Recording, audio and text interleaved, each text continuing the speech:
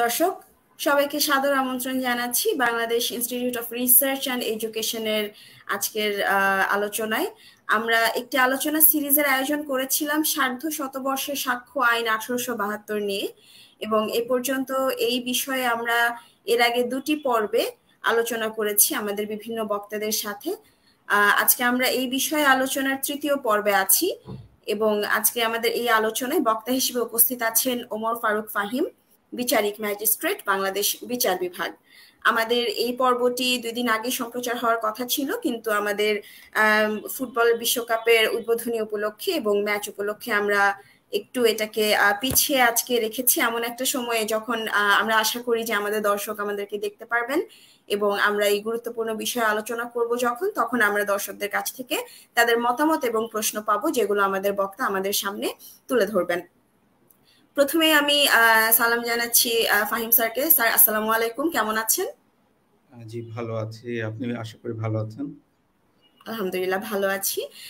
Sir, আমরা এই বিষয়ে আসলে আমাদের সাক্ষ্য আইনের বিষয়টি খুবই গুরুত্বপূর্ণ, আমরা সবাই জানি, এবং কেন গুরুত্বপূর্ণ, কিভাবে গুরুত্বপূর্ণ, সেটা আসলে আমরা কে কোথায় আছি সেটার উপরও কিছুটা নির্ভর করে।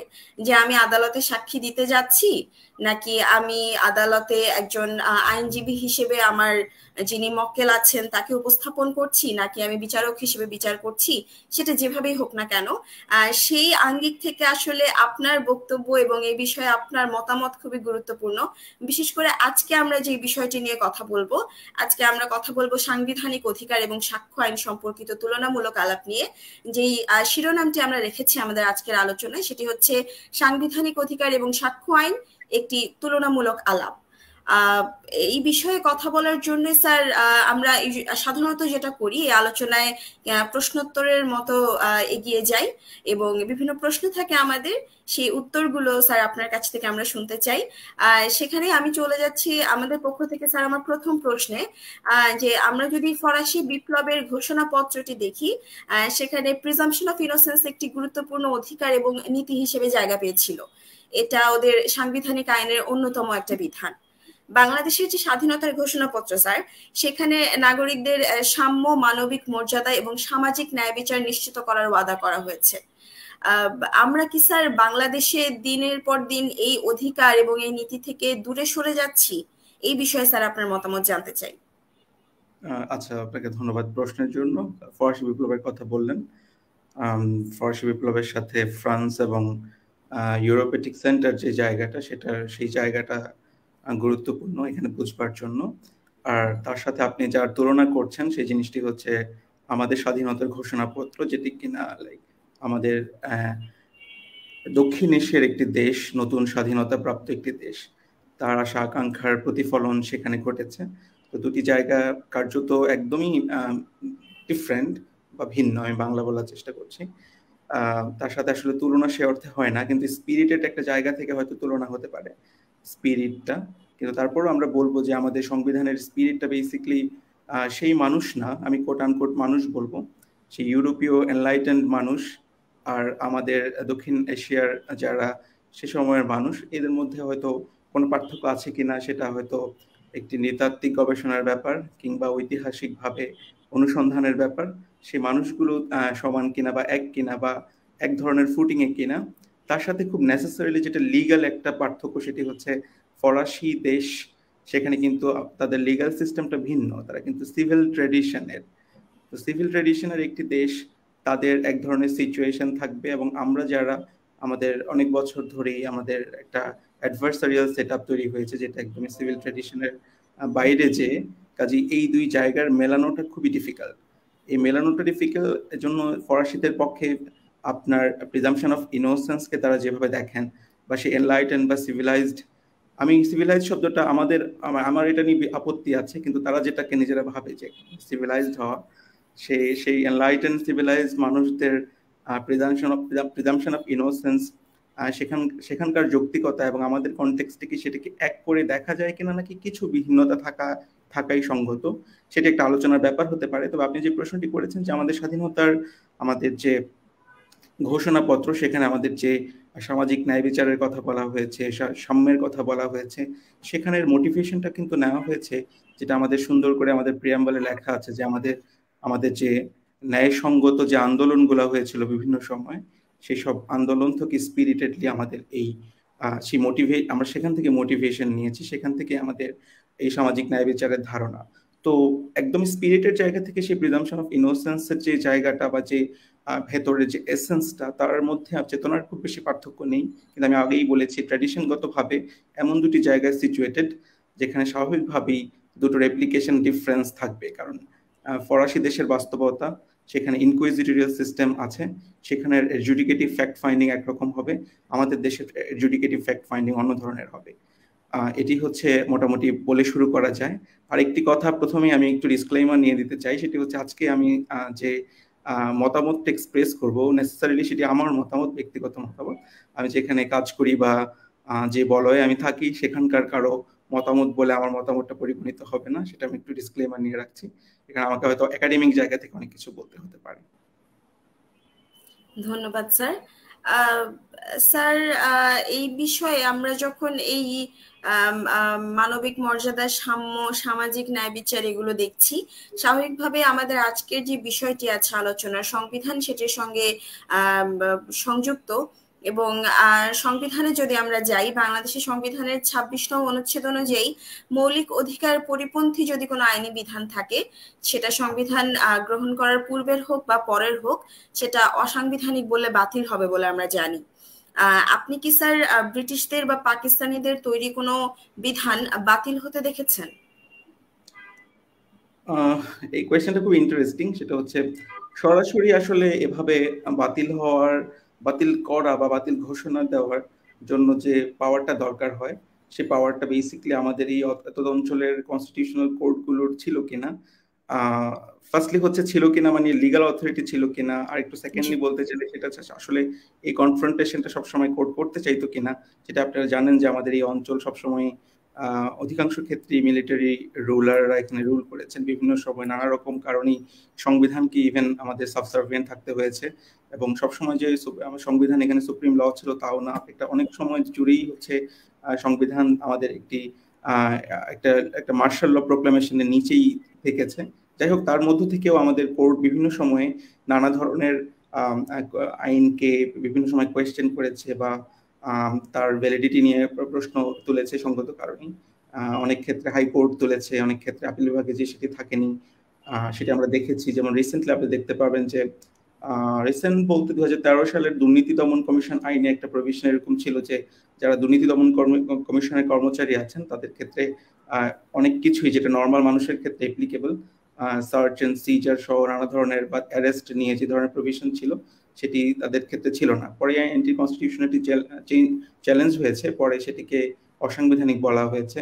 একদমই রিসেন্টলি সেটার সাথে সাথেই সেরকমই আপনারা জানেন যে human rights and peace for Bangladesh একটি রিড করেছে সরকারি চাকরি আইন নিয়ে। সরকারি চাকরি আইনের ধারা 41, খুব যদি ভুল না করি তাহলে উপধারা 1, সেখানে যে সরকারি কর্মচারীদেরকে যে অভিযোগ পত্র গ্রহণের আগে কোনো রকম অ্যারেস্ট করার জন্য যাতে কর্তৃপক্ষের যে পারমিশন নেওয়ার একটা রিকোয়ারমেন্ট ছিল, সেটিকে ইদানিং হচ্ছে বলেছে যে সেটা অসাংবিধানিক এবং সেটি একটা ডিসক্রিমিনেটরি প্রভিশন। এছাড়াও আমরা দেখেছি যে আপনি হয়তো কেসটি সম্পর্কে জানেন, ডালিয়া পারভিন ভার্সেস বাংলাদেশ মামলা আমরা দেখেছি যে বিমানের ক্ষেত্রে মহিলাদের অবসরের যে বয়স সীমা সেখানে সেটি কিভাবে ইকুয়ালিটি ক্লজকে ভায়োলেট করেছে। এরকম আরো অনেক উদাহরণ দেওয়া যায় যেখানে এরকম হয়েছে, কনস্টিটিউশনাল চ্যালেঞ্জ হয়েছে অনেক আইনের।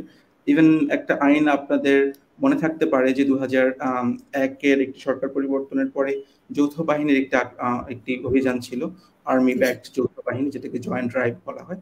সেটি ইন্ডিউনিটি নিয়ে 2003 সালে একটি আইন করা হয়েছিল, যে আইনের মাধ্যমে আসলে অনেক ক্ষেত্রে এমন কিছু করা হচ্ছিল যেটা নর্মালি কনস্টিটিউশনাল স্ট্যান্ডার্ডের সাথে যায় না।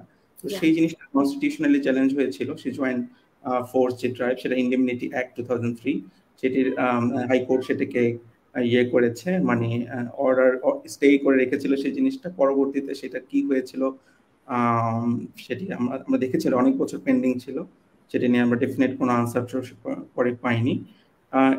এরকম হয়েছে। আবার অনেক ক্ষেত্রে একদম এরকম স্পেসিফিক না, বাট যেটা যেমন ধরেন একবার আমাদের সলিমুল্লাহ মুসলিম হলে ইভেন নামটা মুসলিমটা কেটে দেওয়া হয়েছিল কিনা, সলিমুল্লাহ হল করা হয়েছিল কিনা সেটা মানে আপনার ফ্রিডম অফ রিলিজিয়নের গ্রাউন্ডে একটা চ্যালেঞ্জ হয়েছে। তো পরে হাইকোর্ট সেটাকে বলেছে যে সেটা আনকনস্টিটিউশনাল। পরে আবার আপিলের ডিভিশন পরে গিয়ে বলেছে আসলে এটা যেহেতু এটা অনেক বছর আগের একটা অ্যাকশন এবং তারপরে আবার সেটা রিপিল হয়ে গেছে, সেই প্রভিশনটা চেঞ্জ হয়েছে। চেঞ্জ হওয়ার পরে তো এটা কেবল একাডেমিক ইন্টারেস্ট থাকে, এই গ্রাউন্ডে হচ্ছে আপিল বিভাগ হচ্ছে সেখানে হাইকোর্টের যে ফাইন্ডিংটা সেটি রাখেনি, বরঞ্চ উল্টাটা বলেছে যে এটা আসলে সেভাবে ফান্ডামেন্টাল রাইটস এর ব্রিচ হয়নি।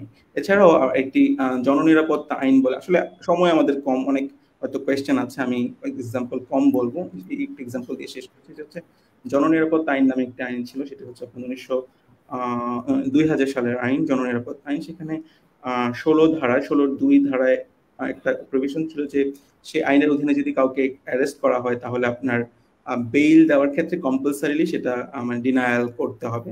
তার মানে এখানে যারা বিচারিক ম্যাজিস্ট্রেট রয়েছেন তাদের অনেকটা কিছুই না করার মতো একটা ব্যাপার সেখানে ছিল, যেটা আসলে কনস্টিটিউশনাল যে রাইট মানুষের বা অ্যাকিউজডের সেটা আসলে সেটার মানে কন্ট্রারি ছিল। তো সেই আইনের প্রভিশনটা পরবর্তীতে Afzalul Abedin versus government of Bangladesh, সেই মামলায় হচ্ছে এটা চ্যালেঞ্জ করা হয়েছিল। প্লাস হচ্ছে সেখানে জেরার ক্ষেত্রে কিছু সীমাবদ্ধতা দেওয়া হয়েছিল প্রসিকিউশনের ক্ষেত্রে। তো এই পার্টিকুলার ব্যাপারগুলো বিভিন্ন সময় আমাদের কোর্টে চ্যালেঞ্জ হয়েছে। তো সেসব ক্ষেত্রে আমরা যে সবসময় খুব ডেফিনেটিভ কোনো আনসার পেয়েছি তা না, বাট একটা জিনিস সেটা হয়েছে, সেটা হচ্ছে পরবর্তীতে এই জিনিসটার যে একটা ভয়েস রেইজ হয়েছে বা কনসার্নটা নিয়ে আলোচনা হয়েছে, পরবর্তীতে অনেক ক্ষেত্রে হচ্ছে অন্য আইনে তার প্রভাব পড়েছে, হয়তো একটু বেটার ট্রিটমেন্ট হয়েছে। তো এই জন্য জাস্ট আমরা যদি একটু আমাদের বড় স্কলার যিনি লাইডেনে ইন্টারন্যাশনাল ল পড়েন, কার্স্টেন স্টানের একটা বিখ্যাত বই রিসেন্টলি বের হয়েছে 2 বছর আগে, তো জাস্টিস অ্যাজ মেসেজ। আমাদের অনেক ক্ষেত্রে অনেক অ্যাক্টিভিজম আসলে মেসেজ হিসেবে কাজ করে, যেটা পরবর্তীতে লেজিসলেটিভ আপনার চেঞ্জের ক্ষেত্রে একটা ভূমিকা রাখে। তো সেই জায়গা থেকে অনেকগুলো কাজ করেছে আর কি। ধন্যবাদ স্যার। আমি একটু পেছনে ফিরে যেতে চাই, আমার প্রশ্নটা যেখানে ছিল। আসলে আপনার কথা শুনে যেটা বুঝলাম স্যার, আমরা যে বাংলাদেশে কিছুটা এগুলো নিয়ে কাজ হয়েছে, যেগুলো নিয়ে হয়তো ভবিষ্যতে কোনো ধরনের অ্যাক্টিভিজমের দিকে আমরা আগাতে পারি। কিন্তু স্যার, আমি যদি আমার আগের প্রশ্নটা ফেরত যাই, তাহলে ব্রিটিশদের বা পাকিস্তানিদের ওভাবে কিন্তু আমরা ওই বিধানগুলো সরাসরি বাতিল হতে দেখি নাই। এবং সেই ক্ষেত্রে একটা প্রশ্ন থেকেই যায় যে সব বিধানই কি তাহলে সংবিধানের সাথে সামঞ্জস্যপূর্ণ ছিল? না, একদমই না, সেটা তো ছিলই না। অনেক ক্ষেত্রে যেমন আমাদের এভিডেন্স অ্যাক্টের এখনো কিছু সেকশনে দেখবেন যে মানে ইউকে শব্দটা ব্যবহার করা হয়েছে, ইউনাইটেড কিংডম ব্যবহার করা হয়েছে। তো সেটা একদমই মানে আমাদের যেহেতু কনস্টিটিউশন হচ্ছে সুপ্রিম ল, ইউকে সেখানে থাকার কোনো যৌক্তিকতাও নেই। ইভেন আপনি কমনওয়েলথ আপনি কমনওয়েলথের কথা বলেও এটা জাস্টিফাই করতে পারবেন না, এটা এখনো রয়ে গেছে। ইভেন রিসেন্টলি যেটা অ্যামেন্ডমেন্ট হলো এভিডেন্স অ্যাক্টে, সেটা হচ্ছে যে নারী ভিকটিম যারা আছে বা রেপের ভিকটিম যারা আছে তাদের যে চরিত্র নিয়ে কোয়েশ্চেন করা, যে তিনি জেনারেলি অফ ইমোরাল ক্যারেক্টার, এই কথাটা বলা, এটা এই বেসিকলি এটাকে উঠে দেওয়া হয়েছে। এটা দীর্ঘদিন ধরে একটা আনকনস্টিটিউশনাল প্রভিশন সংবিধানে ছিল, আমাদের সাক্ষ্য আইনে ছিল, সেকশন 155(3)(4) এ এই প্রভিশনটা ছিল। এবং এখনো যদি সেকশন, জি আপনি বলেন। না স্যার, বলেন স্যার। আচ্ছা, আরেকটা সেকশন আছে সেকশন 146(3), সেখানে আবার এখনো সেই নতুন আইনেও ইভেন কোর্টকে অ্যালাউ করা হয়েছে, যদি কোর্ট চায় তাহলে কারো ক্যারেক্টারকে কোয়েশ্চেন করতে পারে, এই ধরনের কোনো প্রশ্ন যদি কোর্ট পারমিট করে তাহলে করা যাবে, even after the amendment of 2022। তো এখনো যদি কোর্ট সেই জায়গা থেকে একটু আপনার কনস্টিটিউশনাল স্ট্যান্ডার্ড বা হিউম্যান ডিগনিটি যে কোয়েশ্চেনটা বা প্রিজাম্পশন অফ ইনোসেন্স, যেটা আপনি প্রথমে ফরাসি বিপ্লবের বরাত দিয়ে বললেন, সেই জিনিসটা কোর্টকে যদি মাথায় না রাখে তাহলে আসলে সে অর্থে মানে অ্যাকিউজডের রাইটটা প্রোটেক্ট করা কঠিন। এবং সেক্ষেত্রে স্যার আসলে এই অ্যামেন্ডমেন্টটা হওয়ার যে মূল উদ্দেশ্য ছিল, সেই উদ্দেশ্যটাও কিন্তু ব্যাহত হয়। এবং আমরা দেখেছি যে এই ছোট্ট অ্যামেন্ডমেন্টটা করতে, যেটা কিনা আসলে অসাংবিধানিক একটা ব্যাপার ছিল, সেই অ্যামেন্ডমেন্টটা করতেও কিন্তু প্রচুর অ্যাক্টিভিজমের মধ্যে দিয়ে যেতে হয়েছে, আমাদেরকে অনেক অপেক্ষা করতে হয়েছে। তো স্যার সেই প্রসঙ্গে যদি আমরা বলি যে আমাদের যেই সাক্ষ্য আইনটা আছে 1872 সালের, সেই আইনে আসলে এই আইনের সাংবিধানিকতা বলতে আমরা যেটা বুঝতে পারছি সেটার বিচারটা কতটা জরুরি, মানে সাংবিধানিকতা আছে কি নাই সেটা আমরা কতটুকু বিচার করব। এবং বাংলাদেশে যেটা হচ্ছে স্যার সেটা নিয়ে তো আপনার কাছ থেকে শুনছি, আমরা তুলনামূলক আলোচনাটাও চাই স্যার যে দক্ষিণ এশিয়ায় আসলে এই সাক্ষ্য আইনের সাংবিধানিকতা কতটা বিচার হয়েছে, বা আমরা যদি একটু দূরে গিয়ে এটার সাথে তুলনা করি, যদি যুক্তরাষ্ট্রের কথা বলি স্যার, সেই উদাহরণগুলো আপনার কাছ থেকে আমরা চাই। আচ্ছা, ফার্স্ট কোয়েশ্চেনটা ছিল যে আমাদের সাংবিধানিক আইনটাকে আসলে আমাদের কি বলে সাক্ষ্য আইনটাকে আসলে সাংবিধানিকতার নিরিখে আমরা কতটা প্রয়োজন আছে সেটা পর্যালোচনা করা। সেটা অবশ্যই প্রয়োজন আছে, কারণ সংবিধান তো সর্বোচ্চ আইন, সেটা ডেফিনেটলি মানুষের এমন কিছু ফান্ডামেন্টাল ফ্রিডম বা ফান্ডামেন্টাল রাইটস এর কথা বলবে যেটা যে কোনো অর্থেই আসলে প্রোটেক্ট করা বাঞ্ছনীয়, এবং সেটিকে আসলে পৃথিবীর বিভিন্ন দেশ সেটাকে করার চেষ্টা করেছে। সেটি যুক্তরাষ্ট্র করেছে, অনেকটা চেষ্টা করেছে করার সেখানে, বাট তারপরও মানে তারাও পুরোপুরি যে অনেক কিছুতে আপনার একদম পুরোপুরি সাংবিধানিক ভাবে সেটাকে দেখতে পারে এখনো তা না, কারণ তারা ভাবে যে এভিডেন্স লটা একটা বড় জায়গা, বড় ঐতিহ্যগত জায়গায় আছে, এবং এটার এমন একটা বড় মহিরুহ যেটা হচ্ছে কিছু কিছু জায়গায় আসলে সাংবিধানিক আমাদের যে রাইট সেটা প্রয়োগ করতে গেলে দেখা যাচ্ছে যে এত বছর ধরে যে ট্র্যাডিশনটা বা ট্র্যাডিশন বেস যে এভিডেন্স ল এর যে একটা প্রফেসি, সেই জায়গায় অনেক ক্ষেত্রেই অনেক অ্যাবসার্ডিটি তৈরি হয়। বা এরকম করতে গেলে যেটা একদম ওভারআর্কিং গোল একটা স্টেটের জন্য সেটা হচ্ছে ক্রাইম কন্ট্রোল, সেটা অনেক ক্ষেত্রে করা যায় না, কারণ আমরা দেখছি যে যতই আমাদের যুগ আগাচ্ছে ততই হচ্ছে অপরাধীরা নানাভাবে ইকুইপড হচ্ছে, এবং তাদের নিউ টেকনিক্স এন্ড তাদের অনেক ধরনের কি বলে মেথড থাকে। যেমন অর্গানাইজ ক্রাইম যখন প্রথম হলো, তার আগে কিন্তু এটা নিয়ে আমাদের প্রিপারেশন ছিল না। তারপর আস্তে আস্তে যখন অর্গানাইজ ক্রাইমটা বিস্তার হলো, সেটা নিয়ে আমরা কিন্তু সেভাবে অনেক কিছু নতুন করে দেখার প্রয়াস পেলাম। তো এই কারণে লাইক ইউএসএ চেষ্টা করেছে যে যেগুলো সবচেয়ে হার্ড কেস, যেগুলোতে একদমই হচ্ছে মানে আপনার সাংবিধানিক রাইট জিওপার্ডিতে পড়ে যায়, সেই ক্ষেত্রে এভিডেন্সের এই রুলসগুলোতে কনস্টিটিউশনাল চেকটা যতটা করা যায় ততটুকু, বাট তারাও একটু এসকেপিস্ট ভূমিকাই পালন করেছে। তারা কয়েকটা ফেসেটে এই এনভায়রনমেন্টটা এখনো করে না বা করে নাই, বাট কিছু কিছু জায়গায় তারা করেছে, যেটা হয়তো আমরা আলোচনার পরে যে কিছু উদাহরণ দিব। যেটি আপনারা জানেন যে মিরান্ডা রাইটস নামে কিছু রাইটস এসেছে ইউএসএতে, যেটা আমরা জানি। যেমন Miranda versus state of Arizona মামলায় ইউএস সুপ্রিম কোর্ট বলেছে যে কোন কোন সময় কি কি কনস্টিটিউশনাল রাইট অবশ্যই একজন একিউজড পাবেন, তিনি সাইলেন্ট থাকবেন, তার একজন লয়ার লাগবে, তাকে জোর করে কনফেস করানো যাবে না, এসব রাইট আর কি।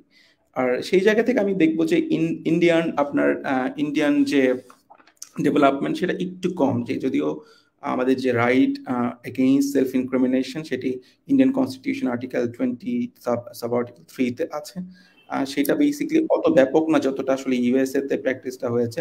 তো আমি আমার ধারণা যে ইন্ডিয়ার এই জায়গায় আরো বেশি আগাতে হবে, আরো কাজ করতে হবে। ডেফিনেটলি আমাদের তো বটেই, আমরা যেহেতু আমাদের এভিডেন্সের সেম একটা ট্রেডিশন ফলো করি, এভিডেন্স অ্যাক্ট 1872, যেটা আমরা 150 বছর পর আমরা আজকে উদযাপন করছি, সেই 150 বছরের যে প্র্যাকটিস ইন্ডিয়াতে তা খুব একটা উপরে উঠে নাই।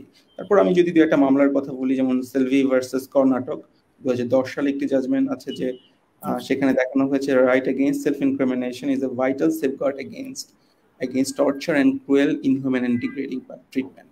তো এইটা বলা একটা বড় স্টেটমেন্ট ডেফিনেটলি, কারণ এখানে সেলফ ইনক্রিমিনেশনকে আসলে সেফগার্ড করানো হয়েছে, যেটা ওদের দেশের আর্টিকেল 20 সাব আর্টিকেল 3 তে বলা হয়েছে, যেটা বাংলাদেশ কনস্টিটিউশন আপনি হয়তো জানেন যে আর্টিকেল 35 এ, যেটা আমাদের ট্রায়াল এন্ড পানিশমেন্টের ক্ষেত্রে যে ধরনের প্রোটেকশন, সেটাকে আমরা হয়তো ন্যাচারাল জাস্টিসের রুলগুলো বলি, আবার আমেরিকানরা সেটাকে ডিউ প্রসেস বলে।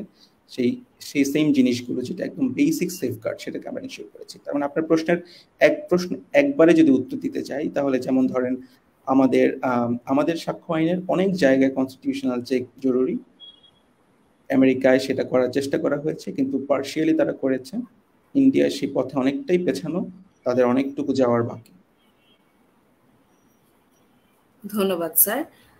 স্যার আমরা একটু যদি বাংলাদেশের আইনের প্রেক্ষাপটটা দেখি বা যুক্তরাষ্ট্র যদি দেখি, আমরা দেখি যে আমাদের সাক্ষ্য আইন কিন্তু কমন লয়ের ঐতিহ্যের উপর দাঁড়িয়ে আছে। এবং আমরা সাধারণত যেটা নিয়ে কথা বলতে চাই, তুলনা যদি কিছু করি, সেক্ষেত্রে তুলনামূলক সাংবিধানিক আইন চলেই আসে। কিন্তু ওই কমন ল ঐতিহ্যের উপরে দাঁড়িয়ে থাকা বাংলাদেশে বা যুক্তরাষ্ট্রের প্রচলিত সাক্ষ্য আইনকে তুলনামূলক আধুনিক সাংবিধানিকতাবাদের সাথে মেলানোটা বেশ দুরূহ কাজ। এবং এজন্য কিন্তু মার্কিন সুপ্রিম কোর্টের বিচারপতি রবার্ট এইচ জ্যাকসন বলেছেন যে two pool one misshapen stone out of the grotesque structure is more likely simply to upset its present balance between adverse interests than to establish a rational edifice. এই ব্যাপারটির ব্যাখ্যা চাই sir আপনার কাছ থেকে। না, আপনি চমৎকারভাবে বলেছেন। জাস্টিস রবার্ট জ্যাকসনের যেটি বিখ্যাত উক্তি, তিনি মিচেলসন ভার্সেস ইউনাইটেড স্টেটস এই মামলায় এটি বলেছেন। এটি খুব সহজে যে গ্রোটেস্ক স্ট্রাকচারের কথা বলা হচ্ছে, যেটাকে আমি একটু আগেই বললাম যে এটা মহিরুহ হিসাবে দাঁড়ানো, সেটার যে একটা ব্যালেন্স এত বছরের ট্রেডিশন বেসড একটা ব্যালেন্স ক্রিমিনাল জাস্টিস সিস্টেমে রয়েছে, সেটা আসলে ঠিক একটা পার্টিকুলার আসপেক্ট বা ফেসেট, সেটা যদি মনে হচ্ছে আপনার কাছে একটু মনে হয় যেটা মিসশেপেন স্টোন, সেটাকে একদম সরিয়ে দেওয়াটা বা আমরা যেটাকে জুডিশিয়াল রিভিউ করে সরিয়ে দেওয়ার চেষ্টা করি, সেটা অনেক ক্ষেত্রে যেটা একদম একটা ইন্টারেস্ট, যেটা মানে কিছু কম্পিটিং ইন্টারেস্ট থাকে একটা সোসাইটিতে, যেমন আমি বললাম যে ক্রাইম প্রিভেনশন, ক্রাইম কন্ট্রোল, এই জিনিসগুলোর সাথে এক ধরনের এটা একটা ট্রেড অফ করে চলে অনেক কিছুই, অনেক আইন। সেটা আমরা হয়তো সুপ্রিম কোর্টে বসে সাংবিধানিক আইন ব্যাখ্যা করতে যে যেরকম দেখি, তার চেয়ে একেবারেই টোটালি ডিফারেন্ট যখন আমি ধরেন নিজে বসে 164 নিচ্ছি বা একটা ক্রিমিনাল আমার কাছে আসছে, তখন মানে সে হচ্ছে সবভাবেই চাইবে যে এটা থেকে সরে যাওয়া, মানে তাকে কোনোভাবেই আপনি জাস্টিস, আপনার বিচারের আওতায় আনতে পারবেন না, সে সবভাবেই চাইবে যে এখান থেকে সরে যাওয়া। কাজেই যারা হচ্ছে বড় দেশ, যাদের অনেক ধরনের ইনফ্রাস্ট্রাকচার আছে, যাদের অনেক কিছু ডেভেলপ, তাদের জন্য ক্রাইম প্রিভেনশনই একটা চ্যালেঞ্জ। আর অন্য যাদের টেকনোলজিক্যাল ভাবে সেরকম অ্যাডভান্সড না, ধরেন অনেক ক্ষেত্রেই তাদের ইনভেস্টিগেশন অতটা না, ইনভেস্টিগেট করে একটা ধরেন চক্র বের করা বা যারা অ্যাকিউজ তাদেরকে খুঁজে বের করা, এবং সবচেয়ে বড় আমাদের যে স্ট্যান্ডার্ড অফ প্রুফ, সেটা হচ্ছে বিয়ন্ড রিজনেবল ডাউট প্রমাণ করা। বিয়ন্ড রিজনেবল ডাউট প্রমাণ করা কিন্তু আসলে এত সহজ না। কাজেই সেটা যদি আপনি ল এনফোর্সমেন্টের জায়গা থেকে দেখেন, তাহলে অনেক ক্ষেত্রেই আমাদের যে কনস্টিটিউশনের যে সেফগার্ড আছে, সেটা রক্ষা করে কাজ করতে গেলে আসলে ক্রাইম প্রিভেনশন হয় না, বা রাষ্ট্রের যেটা ইন্টারেস্ট, যেটা রাষ্ট্র সবসময় চাইবে, সেটা আপনার জন্য একটা সেফার এনভায়রনমেন্ট নিশ্চিত করা, আপনার ক্রাইম কমিশন কমানো, ক্রাইম প্রিভেনশন যেটাকে বলে। তো সেই অ্যাসপেক্টে গুরুত্ব দিতে গেলে হয় কি, এই জায়গায় অনেক ক্ষেত্রেই গুরুত্ব দেওয়া যায় না। কাজেই এভিডেন্স রিলেটেড যে প্রভিশনগুলো রয়েছে, যে প্রসিডিউরাল ব্যাপারগুলো রয়েছে, সেগুলোতে হাত দিতে গেলে আসলে অনেক ক্ষেত্রেই এটার এমন দাঁড়ায় যে কারণে বা যে ব্যালেন্স করার জন্য সেটাকে আমি চেঞ্জ করতে যাচ্ছি, ততটুকু ব্যালেন্স হবে না। উল্টা হচ্ছে দেখা যাচ্ছে যে এখান থেকে ছাড়া পেয়ে অনেক ক্রিমিনালরা, মানে এইটা সুযোগ নিয়ে অনেক ক্রিমিনালরা আমাদের এই জাস্টিস সিস্টেম থেকে সরে যাবে, যেটা কিনা মানুষের অন্যান্য অনেক সাংবিধানিক অধিকারকে ইম্প্যাক্ট করবে। আমি কতটুকু বোঝাতে পেরেছি জানি না। তো এই যে পলিসিটা, এটা স্টেট, যেহেতু ওয়েস্টফেলিয়ান স্টেট সভরেনিটি অবসেসড, তারা এই মনোপলি অফ, মানে তাদের অফ ইউজ অফ পাওয়ার তারা রাখতে চায়। তো এই স্টেট স্ট্রাকচারে বেসিক্যালি এভিডেন্সের মধ্যে একটা আসপেক্ট, যেটা এডজুডিকেটিভ ফ্যাক্ট ফাইন্ডিং একটা বড় জায়গা, সেটা আসলে কনস্টিটিউশনাল চেক করতে ইভেন অনেক বড় বড় দেশই হচ্ছে একটু ভীত সন্ত্রস্ত।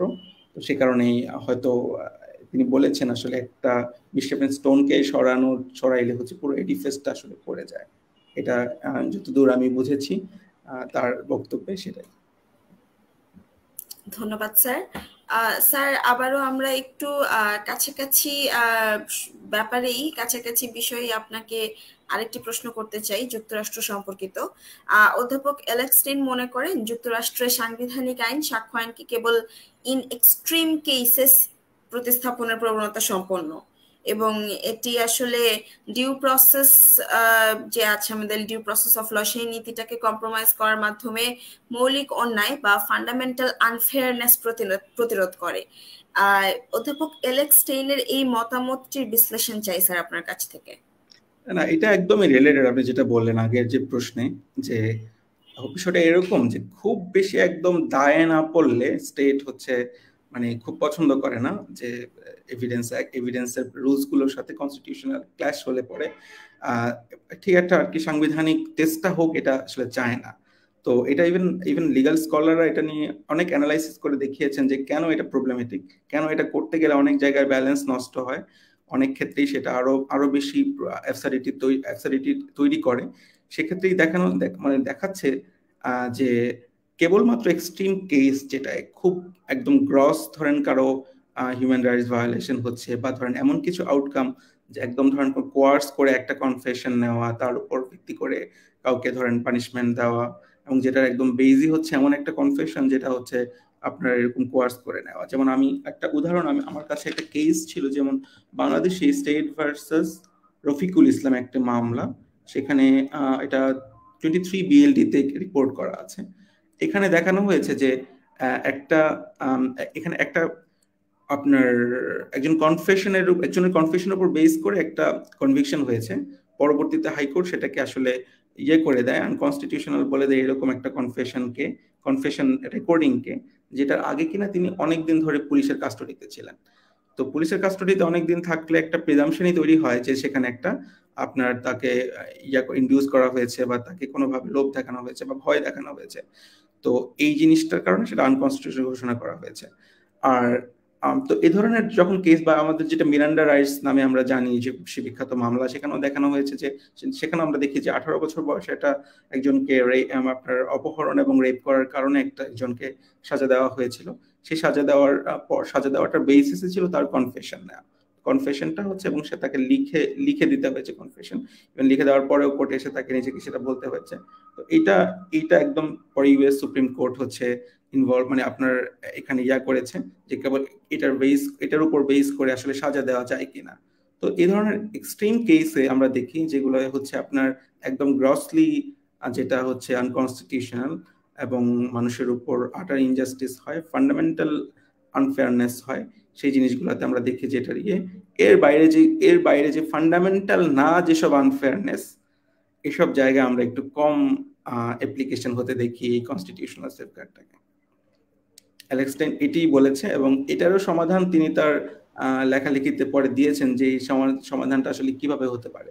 তখন তিনি দেখিয়েছেন যে কিরকম গাইডলাইন আসলে করা যায়, কোন কোন ক্ষেত্রে কোর্ট ইনভলভ হবে, কোন কোন জায়গায় এভিডেন্সিয়াল রুলগুলোতে কনস্টিটিউশনাল চেকিং দরকার আছে, কোনটাতে দরকার নেই, এরকম একটা ক্যাটাগরাইজেশন অ্যালেক্সটাইন দিয়েছেন তার লেখালেখিতে।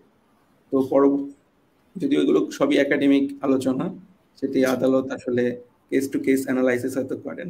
আমরা দেখি যে Miranda versus state of Arizona মামলার পরেও ডিকেনসন মামলার আগ পর্যন্ত ইউএস সুপ্রিম কোর্টের অনেক ধরনের জাজমেন্ট ছিল যে পার্টিকুলারলি কোন কোন সিচুয়েশনে কোন কোন রাইট, মানে কোন কোন এক্সটেন্ট পর্যন্ত কোর্ট পার্টিকুলার এই কনস্টিটিউশনাল চেকটা করবে যে সেটা কনস্টিটিউশনাল কিনা।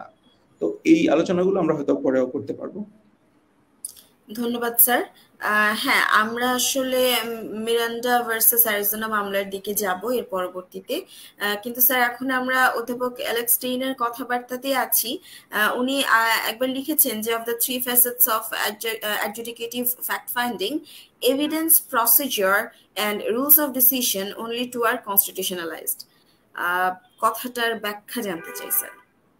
আচ্ছা, অ্যালেক্সটাইন যেটা বলেছেন এখানে, আমি ফার্স্ট থেকে একটা শব্দ ব্যবহার করছি, অ্যাডজুডিকেটিভ ফ্যাক্ট ফাইন্ডিং। তার মানে হচ্ছে আমরা আসলে কোর্টে কি করি, কোর্টে একটা সত্য আর কি অনুসন্ধানের চেষ্টা করি। তো এটাকে যদি আমরা বলি যে এটা এক ধরনের ফ্যাক্ট ফাইন্ডিং, সত্য খোঁজার চেষ্টা, এবং সেটার উদ্দেশ্যটা হচ্ছে বিচারিক। তো এই অ্যাডজুডিকেটিভ ফ্যাক্ট ফাইন্ডিং যদি আমরা বলি, তার তিনটা অ্যাসপেক্ট থাকে। একটা হচ্ছে আপনার ধরেন যে সাক্ষ্য প্রমাণের উপর ভিত্তি করে আমরা সেই সত্যটা বের করব, আর এই সাক্ষ্য প্রমাণটা যে আমরা নিচ্ছি তা একটা পার্টিকুলার প্রসিডিওর মেনটেন করে নেয়া, বা আপনার পুরো আমাদের যে প্রসিডিওরটা আছে ক্রিমিনাল প্রসিডিওর। আরেকটা হচ্ছে রুলস অফ ডিসিশন, যে জিনিসটা হচ্ছে লাইক কোন কোন প্রিন্সিপালের উপর ভিত্তি করে আমরা ডিসিশনে পৌঁছাবো, বা কোন আইনের উপর বেস করে আমরা এই পার্টিকুলার ফ্যাক্টটাকে শেপ করবো এন্ড ডিসিশনে পৌঁছাবো। এই যে তিনটা অ্যাসপেক্ট, অ্যালেক্সটাইন বলছেন যে procedure and rules of decision, কোন আইনের উপর ভিত্তি করে ডিসিশনটা যাবো, এবং কোন প্রসিডিওরের উপর ভিত্তি করে evidence collection and all the stuff related to adjudicative fact finding, determine হবে, এটাকে আসলে কনস্টিটিউশনাল টেস্ট করা যায় বা কনস্টিটিউশনালিটি টেস্ট করা যায়। বাট এভিডেন্স এমন একটা ফেসেট যেটা আসলে এভিডেন্স আপনার কনস্টিটিউশনাল টেস্ট একটু ডিফিকাল্ট, এটা বলছে, এবং এই জন্য উনি বলছে তাহলে কিন্তু অ্যালোকেশন অফ রিস্ক বিষয়টা একরকম থাকছে না। আপনার প্রত্যেকটা জিনিসই কিন্তু আপনার ভুল হতে পারে বা একটা একটা মার্জিন অফ এরর থাকে প্রত্যেকটা জিনিসেরই। তো সেক্ষেত্রে দেখা যাচ্ছে যে ঠিক আছে, আগের দুইটা আপনি দেখলেন যে সেটা কনস্টিটিউশনাল চেক করলেন, ঠিক আছে, সেটা কনস্টিটিউশনাল, কিন্তু এভিডেন্স তার কনস্টিটিউশনাল চেক যদি আপনি না করেন, এটার কারণে যদি কোনো আনকনস্টিটিউশনাল আউটকাম আসে, তাহলে কিন্তু হচ্ছে আপনার সত্য উদ্ঘাটন প্রক্রিয়াটা বাধাগ্রস্ত হলো। তার মানে যে কোনো একটা জিনিসকে আপনি যদি ওই ট্র্যাডিশনকে বা ক্রাইম কন্ট্রোল সেন্সে বা একটু সেটাকে এড়িয়ে যে আপনি বলেন যে আচ্ছা ঠিক আছে এতটুকু আমরা একটু এড়িয়ে যাই, এভিডেন্সের পার্টটা এড়িয়ে গেলে পরেও বাকি দুইটা যে ফেসেট আছে, প্রসিডিউর এবং ডিসিশনাল রুল যেটা, ওই পার্টিকুলার জায়গাতেও যদি আমরা কনস্টিটিউশনাল চেকটা রাখি, তাহলে পরেও আমরা একটা হয়তো বেটার আউটকাম পাবো। এই চিন্তা করাটা ভুল। কারণ এভিডেন্স নিয়ে যদি আপনি কনস্টিটিউশনাল চেকটা না করেন, তার মানে এমন কিছু ভুল হতে পারে যেই ভুলটা বা যে এররটা একটা ইনফরমেশনাল এরর হয়ে যাবে। এই ইনফরমেশনাল এররটা হলে পরে at the end of the day আপনি কিন্তু জাস্টিস এনশিওর করতে পারছেন না, এই রিস্কটা থেকে যায়। অ্যালেক্স স্টাইন সেটাই বলেছে যে এই ফ্যাক্ট ফাইন্ডিংটা, এডুকেটিভ যে ফ্যাক্ট ফাইন্ডিং, তার তিনটা ফেসেটের মধ্যে তিনটাই যদি কনস্টিটিউশনাল চেক না করে, তাহলে পরে একটা বড় এররের সম্ভাবনা থেকে যায়, এটি উনি বলছেন। কিন্তু পরে আবার উনি এগ্রিও করেছেন যে আসলে এভিডেন্সের ক্ষেত্রে কনস্টিটিউশনাল অ্যাপ্লিকেশনের সমস্যাগুলোকে আমি আগের প্রশ্নের উত্তরে সেটা বলেছি, এবং তিনি ফর্মুলেট করার চেষ্টা করেছেন। তিনি তার মধ্যে একটা সাজেশন দিয়েছেন যে আসলে গাইডলাইনটা কি হওয়া উচিত। ধন্যবাদ স্যার। কেসের কথা চলেই আসছে বারবার, আমরা সেখানেও যাব। বেশ কিছু মামলা সম্পর্কিত প্রশ্ন আমাদের আছে। এখন স্যার কিছু রুল এবং ক্লজের ব্যাপারে আপনার কাছ থেকে আমরা ধারণা চাই এবং কিছু তুলনামূলক ব্যাখ্যাও চাই। বেশ কিছু রুল আছে এবং প্রিন্সিপাল আছে আমাদের সাক্ষ্য আইনে। এক্সক্লুশনারি রুল, তারপরে compulsory process clause, confrontation clause, due process clause, তারপর আমাদের আছে পিউনিটিভ ড্যামেজেস জুরিসপ্রুডেন্স। এই ধারণাগুলোর ব্যাখ্যা আমরা চাই আপনার কাছ থেকে, এবং এই বাংলাদেশ এবং যুক্তরাষ্ট্রের মধ্যে তুলনাটা চাই স্যার, যে কোথায় কি হচ্ছে এবং পার্থক্যটা আসলে কোন জায়গায়। আচ্ছা, এই কয়েকটা জিনিসে আসলে শব্দগুলোতেই হচ্ছে একটু চমৎকারিত্ব। আসলে এটা খুব বেশি কঠিন কোনো কনসেপ্ট না। আমি খুবই সহজ বাংলায় সেগুলো বলার চেষ্টা করব, যাতে আমাদের যারা শুনছেন তারা এটা বুঝতে পারেন। এক্সক্লুশনারি রুল হচ্ছে মানে কোনো একটা এভিডেন্স কখন এক্সক্লুডেড হবে in the court of law, মানে কখন সেটা ইনঅ্যাডমিসিবল হবে, বা কোন কোন কোন কোন সিচুয়েশনে সেটাকে কোর্ট গ্রহণযোগ্য মনে করবে না বা সাক্ষ্য হিসাবে নিবে না। এই রুলটা হচ্ছে এক্সক্লুশনারি রুল। আমাদের দেশের সাক্ষ্য আইনে আমি পরিষ্কারভাবে বলেছি, যদি আপনি সাক্ষ্য আইনের একটু সেকশন দেখেন 24, সেখানে বলা আছে যে কোন ক্ষেত্রে কনফেশন আপনার কোর্ট নিবে না। 24, 25, 26 যদি দেখেন কোন কোন ক্ষেত্রে হচ্ছে কনফেশন কোর্ট নিবে না বলা আছে, আবার কোন কোন এক্সেপশনে কোর্ট নিবে। এই যে এক্সক্লুড করা এভিডেন্সে, সেটাকে এক্সক্লুশনারি রুল বলে। এটা আমাদের দেশে আছে, প্রত্যেক দেশেই তাদের মতো করে আছে। যেমন ফিফথ অ্যামেন্ডমেন্টের পরে হচ্ছে আমেরিকায়ও বলা আছে, যদি এরকম করে কাউকে তার ইচ্ছার বিরুদ্ধে সাক্ষ্য নেওয়া হয়, সেটি হচ্ছে ইচ্ছার বিরুদ্ধে তাকে মানে আপনার স্টেটমেন্ট নেওয়া হয় এবং সেটা তার বিরুদ্ধে ব্যবহার করা হয়, সেটি আসলে এভিডেন্স হিসেবে এক্সক্লুডেড হবে। এটা exclusionary rule. And compulsory process clause হচ্ছে ইউএস এর থেকে ইউএস এর একটি ব্যবহৃত একটি শব্দ, যেটি আমাদের বাংলাদেশে বেসিক্যালি আমরা আছে। যেমন আমাদের কোর্টে আমরা সাক্ষীদেরকে হাজির করি, আমরা হচ্ছে বেইলেবল উইটনেস ওয়ারেন্ট দিই, নন বেইলেবল উইটনেস ওয়ারেন্ট দিই, সাক্ষীদেরকে হাজির করি, যাতে যারা সাক্ষী দিবে তাদেরকে মানে আপনার এগেনস্টে কেউ সাক্ষী দিচ্ছে, তাকে আপনি আবার জেরা করার একটা সুযোগ, সেটি হচ্ছে ওখানে ইউএসএ তে কম্পালসারি প্রসেস বলে। আমাদের দেশে আমাদের সেই সিস্টেম রয়েছে, জেরা করার সুযোগ আমরা দিই। অ্যান্ড কনফ্রন্টেশন ক্লজও ওরকম কাছাকাছি ক্লজ। কনফ্রন্টেশন ক্লজটা হচ্ছে আমাদের এখানে আমাদের দেশে আছে। আমরা যদি জেরার বিষয়টা বলি, যেই সাক্ষ্য দেয় তাকে কিন্তু জেরা করতে হয় এবং তাকে কিন্তু একিউজডের মুখোমুখি হতে হয়। একিউজ তাকে যে আমার এগেনস্ট এই সাক্ষ্যটা দিয়েছেন, আমি এটা জেরা করবো, এই সুযোগটা দেওয়া হয়।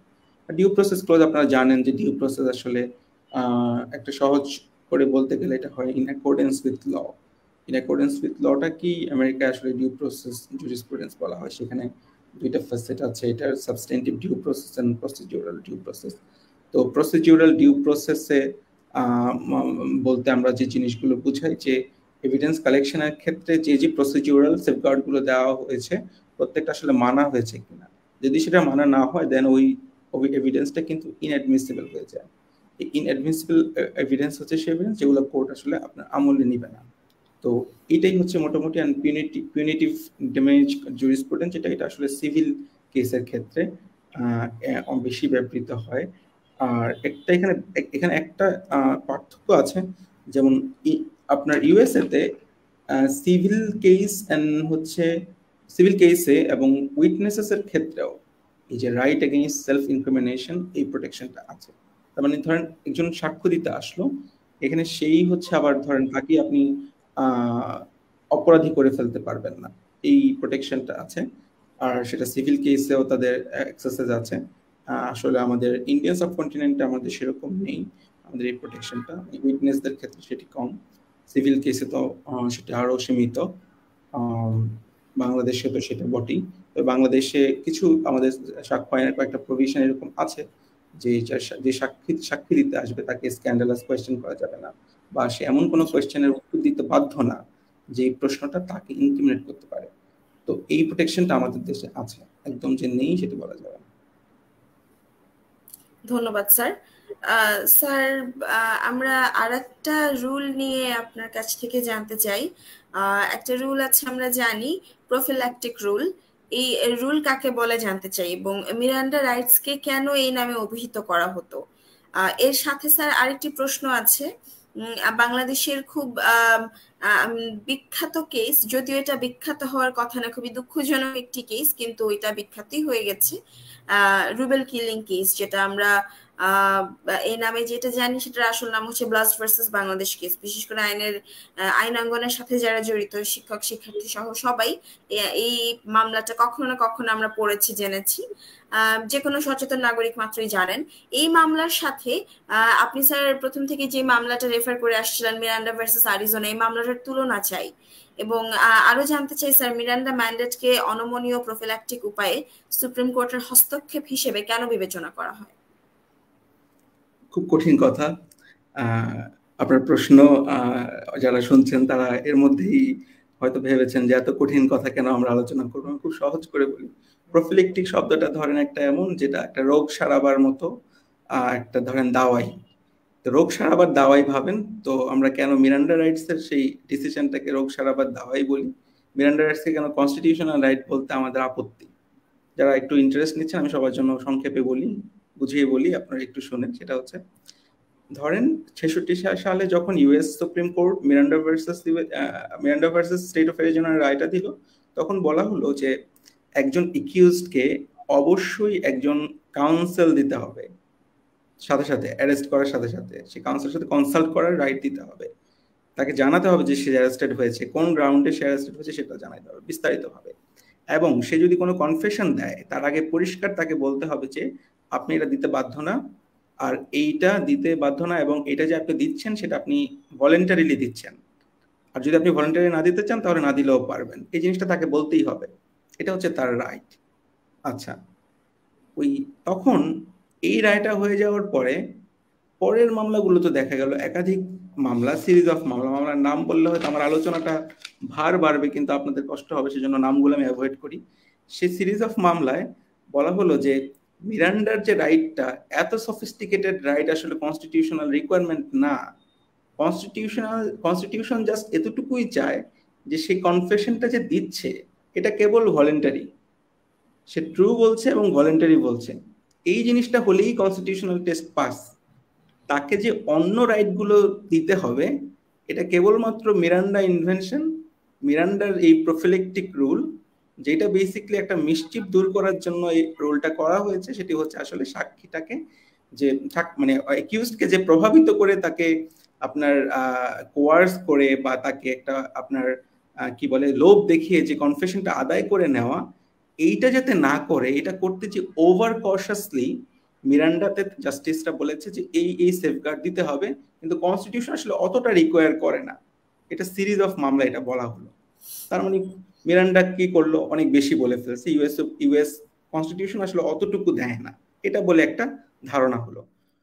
আনটিল ডিকারসন মামলায় হচ্ছে বলল যে না, মিরান্ডায় যেটা বলা হয়েছে সেটা কেবল প্রফিলেকটিক রুল না, এটা আসলে সাংবিধানিক স্ট্যান্ডার্ডই এটা, যে রাইট এগেইনস্ট সেলফ ইনক্রিমিনেশন, এটা বলতে যে যে জিনিসটা বোঝায় মিরান্ডার সেফগার্ডগুলো যা আছে সেটা তাই।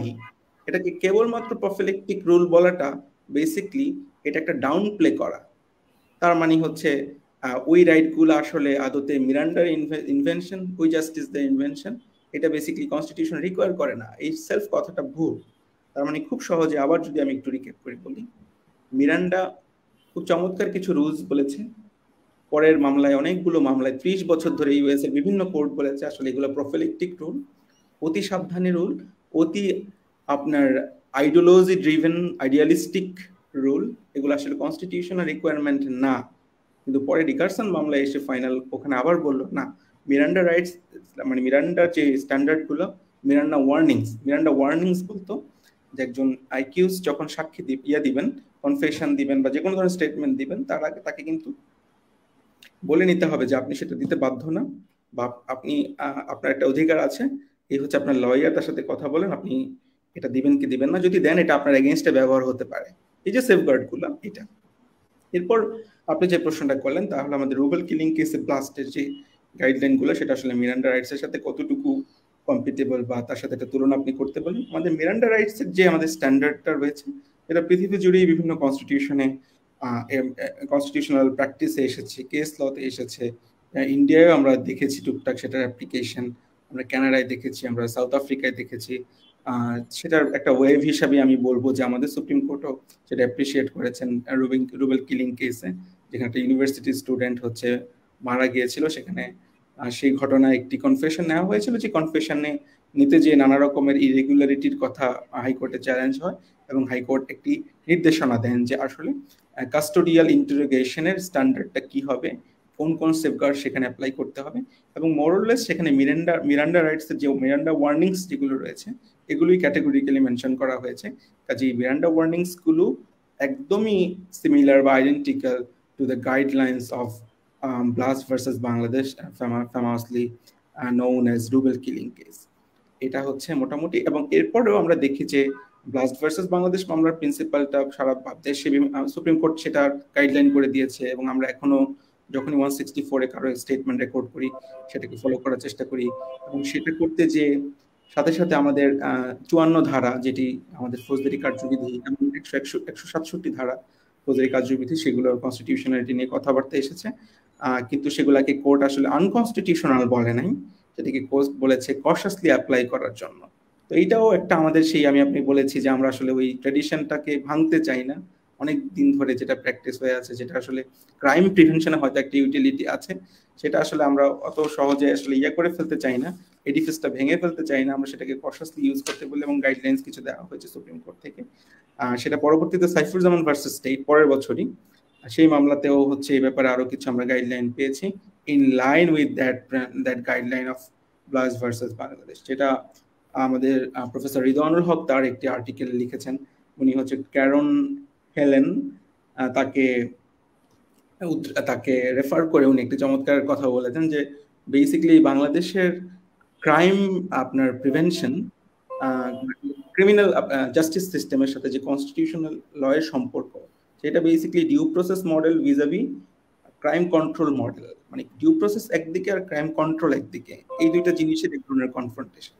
কাজেই সেটা অনেকটাই control focused and effective law enforcement করার জন্য যতটুকু দরকার সেটাই আসলে সেটার জন্য মানে সেটাই মাথায় রাখে। ওভারআর্কিং একটা গোল আছে, সেই জিনিসটা হচ্ছে এখানে আমরা একদমই লিগ্যাল পজিটিভিজমে অবসেসড বা লিগ্যাল ফর্মালিজম যেটা সেখানে অবসেসড, মানে ল অ্যাজ ইট ইজ সেটাই আসলে করার বেশি চেষ্টা করি, মানে law what should be, what law should be, how law should be, এই জিনিসটার আমরা কনসিডারেশনটা কম করি। ধন্যবাদ স্যার। স্যার আমরা আবারও একটু অধ্যাপক স্টেইনের কাছে ফেরত যাব। উনি লিখেছেন, the totality of constitutional rules regulating procedures and burdens of proof thus can be conceptualised as the least harm principle. উনার এই উক্তিটির আলোচনা স্যার আপনার কাছ থেকে আমরা চাই। না, ওইটা আগেই যেটা বললাম, উনি এই প্রশ্নটা আসলে আসলে কি একই আলোচনার একটু এই দিকটা কেমন লিস্ট হার্ম প্রিন্সিপাল হচ্ছে ওই যে আপনার আমি আগেই একটা অ্যালোকেশন অফ রিস্কের কথা বলেছিলাম যে তিনটা ফেসেট আছে, একটা প্রসিডিউর, একটা ডিসিশনাল রুলস, আর একটা হচ্ছে এভিডেন্স। এই তিনটা পার্টিকুলার জায়গায় কিছু রিস্ক অ্যালোকেট করা, ঠিক আছে। এই এই এই এই যে রিস্কটা অ্যালোকেট করা কোনটা, মানে ভুল হওয়ার রিস্ক বা মানুষের প্রতি একটা ইনজাস্টিস হওয়ার রিস্ক, এই জিনিসটা আমরা বেসিকলি যখন ছেড়ে দিই তখন দেখা যাচ্ছে যে ওই তিনটা জিনিসের মধ্যে আমরা কিন্তু এভিডেন্স যে পার্টটা, এটার কনস্টিটিউশনাল চেকটা একটু কম করি। এই কম চেক করার কারণটা হলো কি, আমরা আসলে চাই যে কিছুটা হার্ম হবে আর কি, কিছুটা হার্ম হয়তো হইতে পারে, বাট এটা কিন্তু অন্য বড় কিছু হার্মকে আসলে সেভ করার জন্য। তো এই জন্য কিছুটা ছেড়ে দেওয়া আর কি। এই ছেড়ে যাওয়াটাকে বেসিকলি হয়তো তিনি লিস্ট হার্ম প্রিন্সিপাল বলছেন, যে যতটা কম আপনার হার্ম হয় আর কি। তো জাস্ট আমি তার একটা জায়গা যদি একটু পড়ি তাহলে হয়তো আমি আমাদের যারা অডিয়েন্স আছে তাদের একটু বুঝতে সুবিধা হতে পারে। সেটা হচ্ছে উনি বলছেন যে allocation of the risk of error by the rules of procedure and decision must satisfy the broad constitutional requirement of minimizing harm, the least harm principle for short, under which a decisional or procedural rule must work to reduce the net amount of harm from an erroneous disposition of the case. The greater the harm, the stricter the procedural and decisional requirement for authorizing its infliction. আচ্ছা, এই কথাটা বলা আমি আবার যদি বলি, the greater the harm, the stricter the procedural and decisional requirements for authorizing its infliction. এই কথাটা একটু গুরুত্ব দিয়ে দেখতে হবে। আমরা আসলে যতটা হার্ম যেই রিস্ক থেকে বেশি হয় সেখানেই কিন্তু স্ট্রিক্ট স্ক্রুটিনিটা দরকার হয়। তো সেই তিনটা জিনিসকে আবার যদি দেখি, আবার মনে করিয়ে দিই, procedure, decisional rules and evidence, এই তিনটার মধ্যে কোনটার হার্ম বেশি এফেক্ট করে সেই জিনিসটাকে আসলে ধরা বা সেই জিনিসটাকে ট্যাকল করা। তো কাজেই এখানে ধরতে গেলে যদি কোনোটাকে ছাড়তে হয় সেই জিনিসটাই ছাড়াই সঙ্গত যেখানে আসলে লিস্ট হার্ম হয়। আমার মনে হয় এই বিষয়টা উনি এভাবে বোঝাতে চেয়েছেন। ধন্যবাদ স্যার। স্যার আমরা সংবিধানের বেলায় যদি আবার ফিরে আসি আলোচনা থেকে, আসলে যে বর্তমানে প্রাধান্যশালী সাংবিধানিকতাবাদে রাইট টু প্রাইভেসি আমরা জানি অন্যতম গুরুত্বপূর্ণ একটি সাংবিধানিক অধিকার। এটি বাংলাদেশ, ভারত এবং যুক্তরাষ্ট্র সাংবিধানিক আইনে কতটা গুরুত্ব পেয়েছে সেটির তুলনা একটি চাই আমরা। আর একটা ব্যাপার হচ্ছে যে এইসব দেশের সাক্ষ্য আইনে এই রাইট টু প্রাইভেসি কিভাবে প্রতিফলিত হয়েছে সে ব্যাপারে বিস্তারিত আলাপ স্যার আপনার কাছ থেকে আমরা চাই। এটা একটু আপনার প্রাধান্যশালী বলতে হয়তো আপনার ডমিনেন্ট বুঝাচ্ছেন। এটার যে জুরিসপ্রুডেন্স ওয়ার্ল্ড ওয়াইড গ্রো করছে সেটা ডেফিনেটলি অনেক এগিয়ে যাচ্ছে। ইউএস এর সেক্ষেত্রে হচ্ছে আপনার একটু তারা একটু রিজিড অ্যাপ্রোচে যাচ্ছে। যেমন ওখানে অনেক ক্ষেত্রে আসলে মেসিভ সার্ভেলেন্সের ব্যবস্থা এখনো আছে, তারা ক্রাইম প্রিভেনশনের জন্য সেটা এখনো করে। তো সেখানে ধরেন একজনকে প্রাইভেসি রিলেটেড কোনো ভায়োলেশন হয়েছে, সেটা কিন্তু দেখানোর জন্য তাদেরকে ফার্স্ট যে জিনিসটা দেখাইতে হয় সেটা হচ্ছে তারা ডিরেক্টলি হচ্ছে সেটা দিয়ে আপনার ভিকটিম হয়েছে বা এমন কিছু হয়েছে যাতে সে নিজে পার্সোনালি এফেক্টেড হয়েছে। তো এমন কিছু ধরেন কোন একটা স্পেকুলেশন বা প্রেডিকশন যেটা কখনো হবে, এরকম কিছুর উপর ভিত্তি করে তারা আগাতে পারে না। এমন কিছু তাদেরকে দেখাইতে হয় যে এটা হয়েছে, এই হার্মটা হয়েছে। এটা একটা রিজিড অ্যাপ্রোচ। এটা কিন্তু নর্মালি আমরা যে European court of human rights তাদের যে আপনাদের যে জুরিসপ্রুডেন্স, সেটা আমরা অনেকগুলো মামলার ক্ষেত্রে সেটা বলতে পারি যে তাদের আরো একটু লিবারেল জায়গা বা মানুষের মানে হিউম্যান রাইটস ফ্রেন্ডলি অ্যাপ্রোচ তাদের। কিন্তু ইউএস এর ক্ষেত্রে সেটা একটু রিজিড এখনো। যেমন সুপ্রিম কোর্ট অফ ইউএস তাদের একটি মামলা আমি যদি রেফার করি, ক্লেপার ভার্সাস অ্যামনেস্টি ইন্টারন্যাশনাল, এই মামলায় এরকম দেখানো হচ্ছে যে কেউ হয়তো একটা জিনিস চ্যালেঞ্জ করছে কিন্তু সে ডিরেক্টলি আপনার ভিকটিম না, সেটা হলে পরে হচ্ছে সেখানে এন্টারটেইন করছে না, কোর্ট বলছে যে আপনাকে ডিরেক্টলি এটার ভিকটিম হইতে হবে। তো এই ধরনের স্ট্রিক্ট একটা অ্যাপ্রোচ আপনার ইউএসএ তে আছে এখনো। অ্যান্ড এভিডেন্সের ক্ষেত্রে সেইটা আসলে কিছু কিছু জায়গায় আছে ইনঅ্যাডমিসিবিলিটির প্রভিশন, তবে হচ্ছে সেটি অত ব্যাপক না, অত ব্যাপক না। এবং ইন্ডিয়ার অবস্থা হচ্ছে খুব এক্ষেত্রে ইভেন আমি বলবো যে ইন্ডিয়ান কনস্টিটিউশন প্রাইভেসি নিয়ে এক্সপ্লিসিটলি আসলে কিছু বলেই নেই। সেই জায়গা থেকে আপনি জানেন যে 1949 কনস্টিটিউশন, কাজেই ওই সময় হয়তো প্রাইভেসির কনসার্নটা সেরকম ছিল না, কিন্তু আমরা কিন্তু বাংলাদেশের কনস্টিটিউশন সেটা হচ্ছে ড্রাফটিং একটু বেটার। তার মানে বাংলাদেশ কিন্তু আপনার আর্টিকেল 43-তে পরিষ্কারভাবে বলছে যে আপনার আমাদের হোম অ্যান্ড করেসপন্ডেন্সের যে প্রাইভেসি সেটার কথা বলা হয়েছে। সেটা হয়তো ডিজিটাল এইজের যে আমাদের যে ভালনারেবিলিটি সেটা হয়তো সেটা আপনার হয়তো পারে না, বাট এটাকে ব্যাখ্যা দিয়ে করা সম্ভব।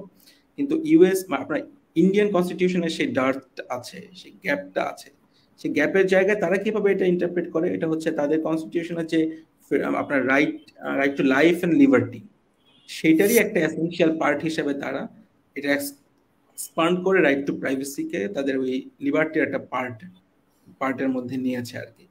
তো তাদের জন্য এটাকে হচ্ছে আপনার এক্সপ্লেইন করে সেই লাইনে নিতে হচ্ছে। আমাদের কিন্তু আমাদের আর্টিকেল 43 আছে, তো কম একটা জায়গার মধ্যে আমি খুঁজে বের করলাম যে এটা আমরা একটু অ্যাডভান্স ইন্ডিয়ার চেয়ে। আর তারপরেও আমরা যে জায়গায় আবার একটু পিছানো সেটা হচ্ছে ইন্ডিয়ায় কিন্তু 2017 বা 16-তে পুত্তস্বামী একটা মামলা আছে বিখ্যাত। সেই পুত্তস্বামী মামলাটা হয়েছিল আপনার আধার নিয়ে। আধার হচ্ছে ওদের ডেটাবেস, ন্যাশনাল ডেটাবেস, সেখানে প্রাইভেসি নিয়ে বেসিক্যালি। পরে সেখানে একদম যে একজন বিখ্যাত জাস্টিস, আমার নামটা এই মুহূর্তে মনে নেই, তিনি হচ্ছে দেখিয়েছেন যে কিভাবে মানে আপনার right to violation of right to privacy is tantamount to violation of right to life and liberty. এই জিনিসটা উনি সেই পুত্তস্বামী মামলায় বলেছেন। আমাদের সুপ্রিম কোর্ট কিন্তু এই পর্যন্ত এরকম কোনো ডিসিশন দেয়নি যেটা আমাদের রাইট টু প্রাইভেসি কে ইয়া করতে পারি। উল্টা আমি যেহেতু আমাদের আলোচনাটা এভিডেন্স বেস, আমি দেখবো যে ইভেন বিটিআরসি সহ কয়েকটা প্রতিষ্ঠানকে তারা যদি কোনো ট্যাপ করে সেটা অ্যালাউ করা আছে সেসব আইনে। এটা নিয়ে আমার একটা পেপার আছে, আমি কাজ করেছিলাম 2018-তে, তখন আমি কয়েকটা প্রভিশন এরকম দেখিয়েছিলাম যেখানে আসলে সরি যে ইভেন এমন একটা উপায়ে সে এভিডেন্সটা নেওয়া হলো যে উপায়টা আসলে আপনার লিগাল না, কিন্তু তারপরেও সেই এভিডেন্সটা ইনঅ্যাডমিসিবল হবে না। তো এরকম আমাদের দেশে আইন এখনো আছে।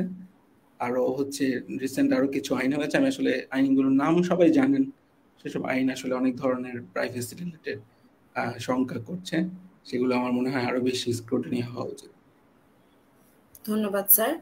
স্যার, এই আমরা একদম শুরুতেই আপনার কাছ থেকে যে ব্যাপারটা নিয়ে কিছু কথা শুনলাম যে সম্প্রতি সাক্ষ্য আইন 1872 যে সংশোধনী এসেছে, 155(4) বাতিল হয়েছে, 146-3 সংশোধনী এসেছে। এই সংশোধনীগুলোর কারণে নাগরিকের সাংবিধানিক অধিকার পূর্বের চেয়ে বেশি সুরক্ষিত হয়েছে বলে কি আপনি মনে করেন? ডেফিনেটলি মনে করি, তবে এটাই শেষ না। যেমন আমাদের সংবিধানে আসলে আমাদের সংবিধানে যদি একটা ড্রাফটিং আছে যে নারী পুরুষের সমান অধিকার ভোগ করবে, এটা বলে আসলে একটা পুরুষের উপর ডিপেন্ডেন্ট রাখা হয়েছে, এটা খুবই বাজে একটা কথা বা ফ্রেজিং। কিন্তু তারপরেও আমরা আসলে আমরা সমাজগতভাবে কিন্তু একটু এগোচ্ছি। নারীর প্রতি সংবেদনশীলতা বা জেন্ডার সংবেদনশীলতার ক্ষেত্রে আমরা অনেক এগিয়েছি। আমরা ভাববো যে এটা হচ্ছে একটা শুরু, যেটা দিয়ে হয়তো আমাদের কোর্টে যেমন নারীদেরকে সাক্ষ্য দিতে যে আরেকবার ট্রমাটাইজড হয়ে যাওয়া, হ্যাঁ, এই যে এক্সপেরিয়েন্সটা, মানে এইটা বেসিক্যালি একটা মানে খুব সংবেদনশীল না হলে কিন্তু কেউ এটা ইভেন বুঝেও না যে এটা আসলে একটা কিসের মধ্যে। এমন ধরেন আপনি অনেক ক্ষেত্রেই দেখবেন অনেক সময় ডেকে নিয়ে 50 জনকে বিয়ে দিয়ে দেওয়া হয়।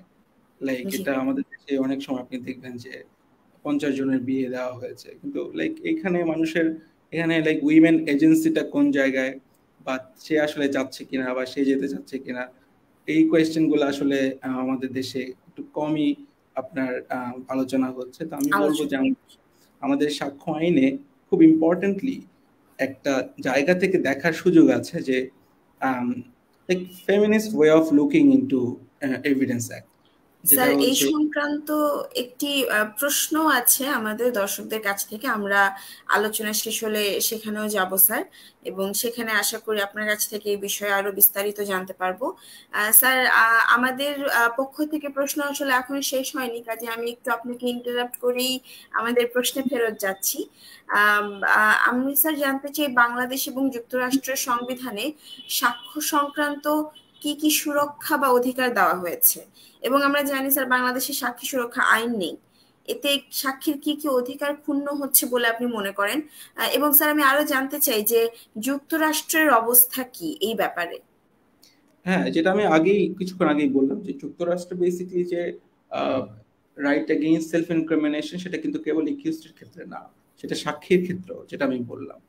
তো সেই সাক্ষীর সেই সুরক্ষাটা তো অবশ্যই রয়ে গেল। পাশাপাশি আপনি সাক্ষী সুরক্ষা বলতে যেটা বোঝাচ্ছেন যে একজন সাক্ষী দিল, পরে হচ্ছে তার এটা রেপারকাশনটা ফেস করা, বা অনেক থ্রেট হয়, ইন্টিমিডেশন হয়, যে তাকে আঘাত করা বা তাকে হুমকি দেওয়া অনেক ক্ষেত্রে। তো সেই সব জায়গায় সেই প্রোটেকশনের ক্ষেত্রে ইউএসএ আইন আছে। ইউএসএ তে যখন ইভেন অর্গানাইজড ক্রাইম নিয়ে অনেক বেশি আলোচনা হচ্ছিল 1974 এর দিকে, সম্ভবত, খুব সম্ভবত, সেখানে আপনার United States federal witness protection program নামে একটি প্রোগ্রাম করা হয়েছিল, যেখানে উইটনেস সিকিউরিটি প্রোগ্রাম নামে একটি চালু করা হয়েছিল, যেখান থেকে অনেককে ইভেন বিভিন্ন জায়গায় রিলোকেটও করা হয়েছে, যেখানে তারা একটা ট্রায়ালের পর তাদেরকে রিলোকেট করছে, যাতে তারা যে থ্রেটেন্ড যে উইটনেসেসরা আছে তারা যাতে একটা জায়গায় থাকে। সেখানে ইউনাইটেড স্টেটস মার্শাল সার্ভিস নামে একটা সার্ভিস আছে, যারা এই আপনার সাক্ষীদেরকে সুরক্ষা দিয়ে থাকেন। ইভেন ধরেন কিছু স্টেট যেমন California, Connecticut, new York, Texas, Washington বা ইলিনয়েস, এদের নিজস্ব উইটনেস প্রোটেকশন প্রোগ্রাম রয়েছে। যেসব ক্ষেত্রে ফেডারেল বা সেন্ট্রাল ইউএস এর আপনার সাক্ষ্য সুরক্ষা যে প্রোগ্রাম, তার আন্ডারে যারা আসবে না, এই স্টেটগুলোর পার্টিকুলার নিজেদেরও হচ্ছে এরকম উইটনেস প্রোটেকশনের স্কিম রয়েছে। আর সেই জায়গায় বাংলাদেশের সাক্ষ্য সুরক্ষা একদমই বাজে অবস্থা, আমাদের সাক্ষ্য সুরক্ষা একদমই নেই। আমার পার্সোনাল এক্সপিরিয়েন্স বলে, যেসব মামলায় পাবলিক সাক্ষী থাকে, তার মানে হচ্ছে ধরেন পুলিশ সাক্ষী না, বা আইন শৃঙ্খলা সদস্যরা, আইন শৃঙ্খলা রক্ষাকারী বাহিনী সাক্ষী না, সেই সব জায়গায় মানুষ একটা ইন্ডিপেন্ডেন্ট ঘটনা, যেখানে তার স্বার্থ নাই বা তার আত্মীয় না, এমন কোন জায়গায় খুব কমই একটা পরিপূর্ণ কাজের সাক্ষী দেয়। একদম 90% কেসে আমার পার্সোনাল এক্সপিরিয়েন্স বলে যে মানুষ এসে বলে যে আমি আসামিদেরকে চিনি না, ঘটনার দিন তারিখ মনে নেই, অমুক জায়গায় আমি ছিলাম না, আমাকে পুলিশ একটা ডকুমেন্টে স্বাক্ষর নিয়েছে, সেই স্বাক্ষরটা নিয়ে আমাকে পরে কালকে আমি পেলাম, কোর্টে আসার জন্য সমন পেলাম, বা কোর্টে আসার জন্য আমাকে আবার পুলিশ ধরে নিয়ে আসে সাক্ষী দিতে। এটা হচ্ছে মানুষ বলে। তো একটা দেখেন, একটা দেশে যখন অ্যাডভার্সারিয়াল সিস্টেম চলবে, যখন একদম মানে heavily relied on those witnesses, those evidences, তখন এখানে তো ধরেন এটা যদি আমরা সুরক্ষাটা এনশিওর না করতে পারি, মানুষ এসব কথাই বলবে কোর্টে এসে যে আমি কিছু দেখি নাই, কিছু শুনি নাই। ধরেন অনেক বড় অপরাধ হয়ে গেছে, অনেক বড় চুরি, ডাকাতি, রাহাজানি, অনেক কিছু হয়ে গেছে, বা রেপ হয়ে গেছে, যদি কেউ দেখেও তারাও এসে বলতে পারে না যে দেখছি। এটা বোঝাই যাচ্ছে তারা দেখলেও হচ্ছে এটা বলবে না, কারণ তাদের সেই ফিয়ারটা আছে। আমাদের দেশে আসলে সাক্ষ্য সুরক্ষার বিষয়টা একদমই হচ্ছে একটা একটা একটা নিগৃহীত জায়গায় আছে আমি বলবো।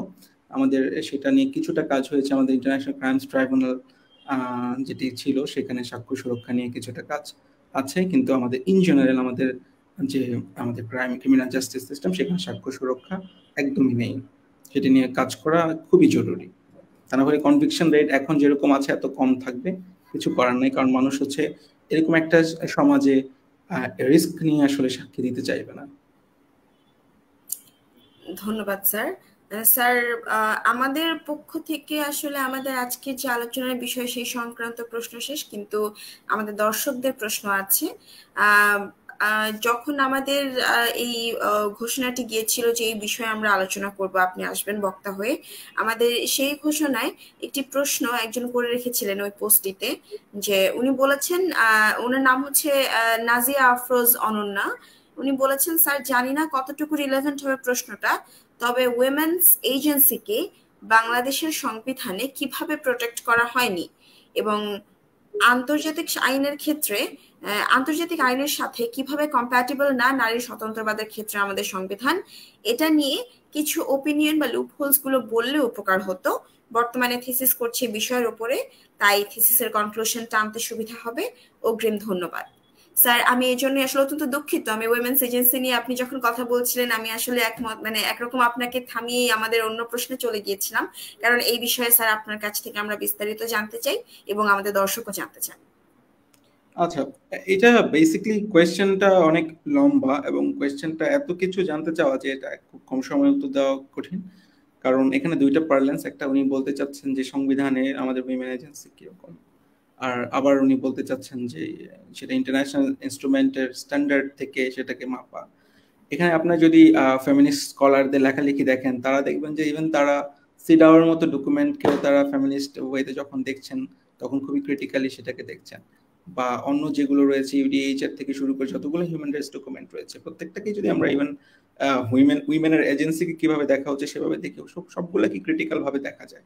তার মানে ইন্টারন্যাশনাল ল ধরে যে আমাদের ন্যাশনাল স্ট্যান্ডার্ডকে মাপতে হবে, এই প্রবলেমেটিকটাও এই অ্যাপ্রোচটাও প্রবলেমেটিক। তার মানে ইন্টারন্যাশনাল ল বলেই যে সেটা খুব বেশি উইমেন এজেন্সিকে আপনার প্রোটেক্ট করে তাও কিন্তু না। কাজী আমরা আমরা আমরা বলতে চাচ্ছি যে যে যে উইমেন এজেন্সির কনসিডারেশনটা সেটা ইন্টারন্যাশনাল লতেও তুলনামূলক দুর্বল বা একটু কনজারভেটিভ। বাংলাদেশের লয় সেটা আরো বেশি কনজারভেটিভ। সেটা কেমন সেটা আমি আগেই আপনাদের উদাহরণ দিতে গিয়ে বলেছি যে 28-2 বলা যে নারী পুরুষের সমান অধিকার লাভ করবে। এই কথাটা বলে হচ্ছে নারীকে ইভেন আরো ডিমেইন করা হলো, সেটা কিন্তু আমরা অন্যভাবেও ফ্রেজিং করতে পারতাম। তো আমাদের সাংবিধানিক স্ট্রাকচারে সেই লিমিটেশনটা রয়েছে। এবার দেখেন উইমেন এজেন্সির যে জিনিসটা, যেমন ধরেন আর্টিকেল সেকশন 155 3-তে যদি দেখানো যায়, যদি এত বছর ধরে যদি দেখানো যেত যে এই মহিলাটা is of generally immoral character, তাহলে কিন্তু সে আসলে তার সাক্ষ্যটা ক্রেডিবল হতো না। মানে সে যখন একিউজ, সে আসলে রাইটটাও সে এক্সারসাইজ করতে, সে যখন আপনার ভিকটিম, সে তাকে তার ক্যারেক্টারের উপর একটা কোয়েশ্চেন এনে তাকে তার যে প্রতিকার সেটা না দেওয়ার এক ধরনের যে রাষ্ট্রীয় আপনার আয়োজন, সেটা সেখানে। হ্যাঁ, তো সেটা বেসিক্যালি একদমই পুরোপুরি উইমেন এজেন্সিকে কোয়েশ্চেন ধরে। কারণ মানুষ হচ্ছে তার পার্সোনাল জীবন কি, সে কিরকম, বা তার ক্যারেক্টার কি, তার পার্সোনাল লাইফে সে কি করবে, সেটা অবশ্যই তার সচেতন সিদ্ধান্তের উপর নির্ভর করে, তার এজেন্সির উপর নির্ভর করে। তার প্রত্যেকটা ডিসিশনের চেয়ে আলাদা, প্রত্যেক দিনের ডিসিশন প্রত্যেক দিনের চেয়ে আলাদা। তো সে একটা পার্টিকুলার দিনে বা পার্টিকুলার ইনসিডেন্টের উপর তার কনসেন্ট ছিল না, কিন্তু আগের অনেকগুলো ঘটনায় তার কনসেন্ট ছিল, জন্য কনসেন্ট ছিল বলে সে খারাপ।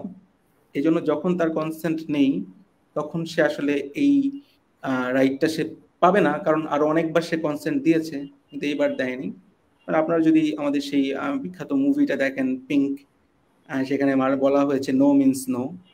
তো এরকম আর কি। তো এজেন্সিটা যে প্রত্যেকটা সময়ের আলাদা আলাদা আসলে কেস টু কেস অ্যানালাইসিস, প্রত্যেকটা ঘটনা প্রত্যেকটা সময়, সেটাকে আসলে আমাদের আইন সেভাবে আমরা দেখি না। কারণ আমাদের এইটা পুরোটাই একটা প্যাট্রিয়ার্কাল একটা চিন্তা ভাবনা থেকে আমাদের আইনগুলো, এবং সেখানে একদম সচেতন ভাবেই মনে হয়, আমি আসলে সচেতন ভাবে বলবো না, আসলে এখানে এটা যে একটা দেখার জায়গা বা এটা যে দেখতে হয় এইভাবে, এটা আসলে আমাদের খুব বেশি মানুষ হয়তো সেই ধারণাটার সাথেই পরিচিত না।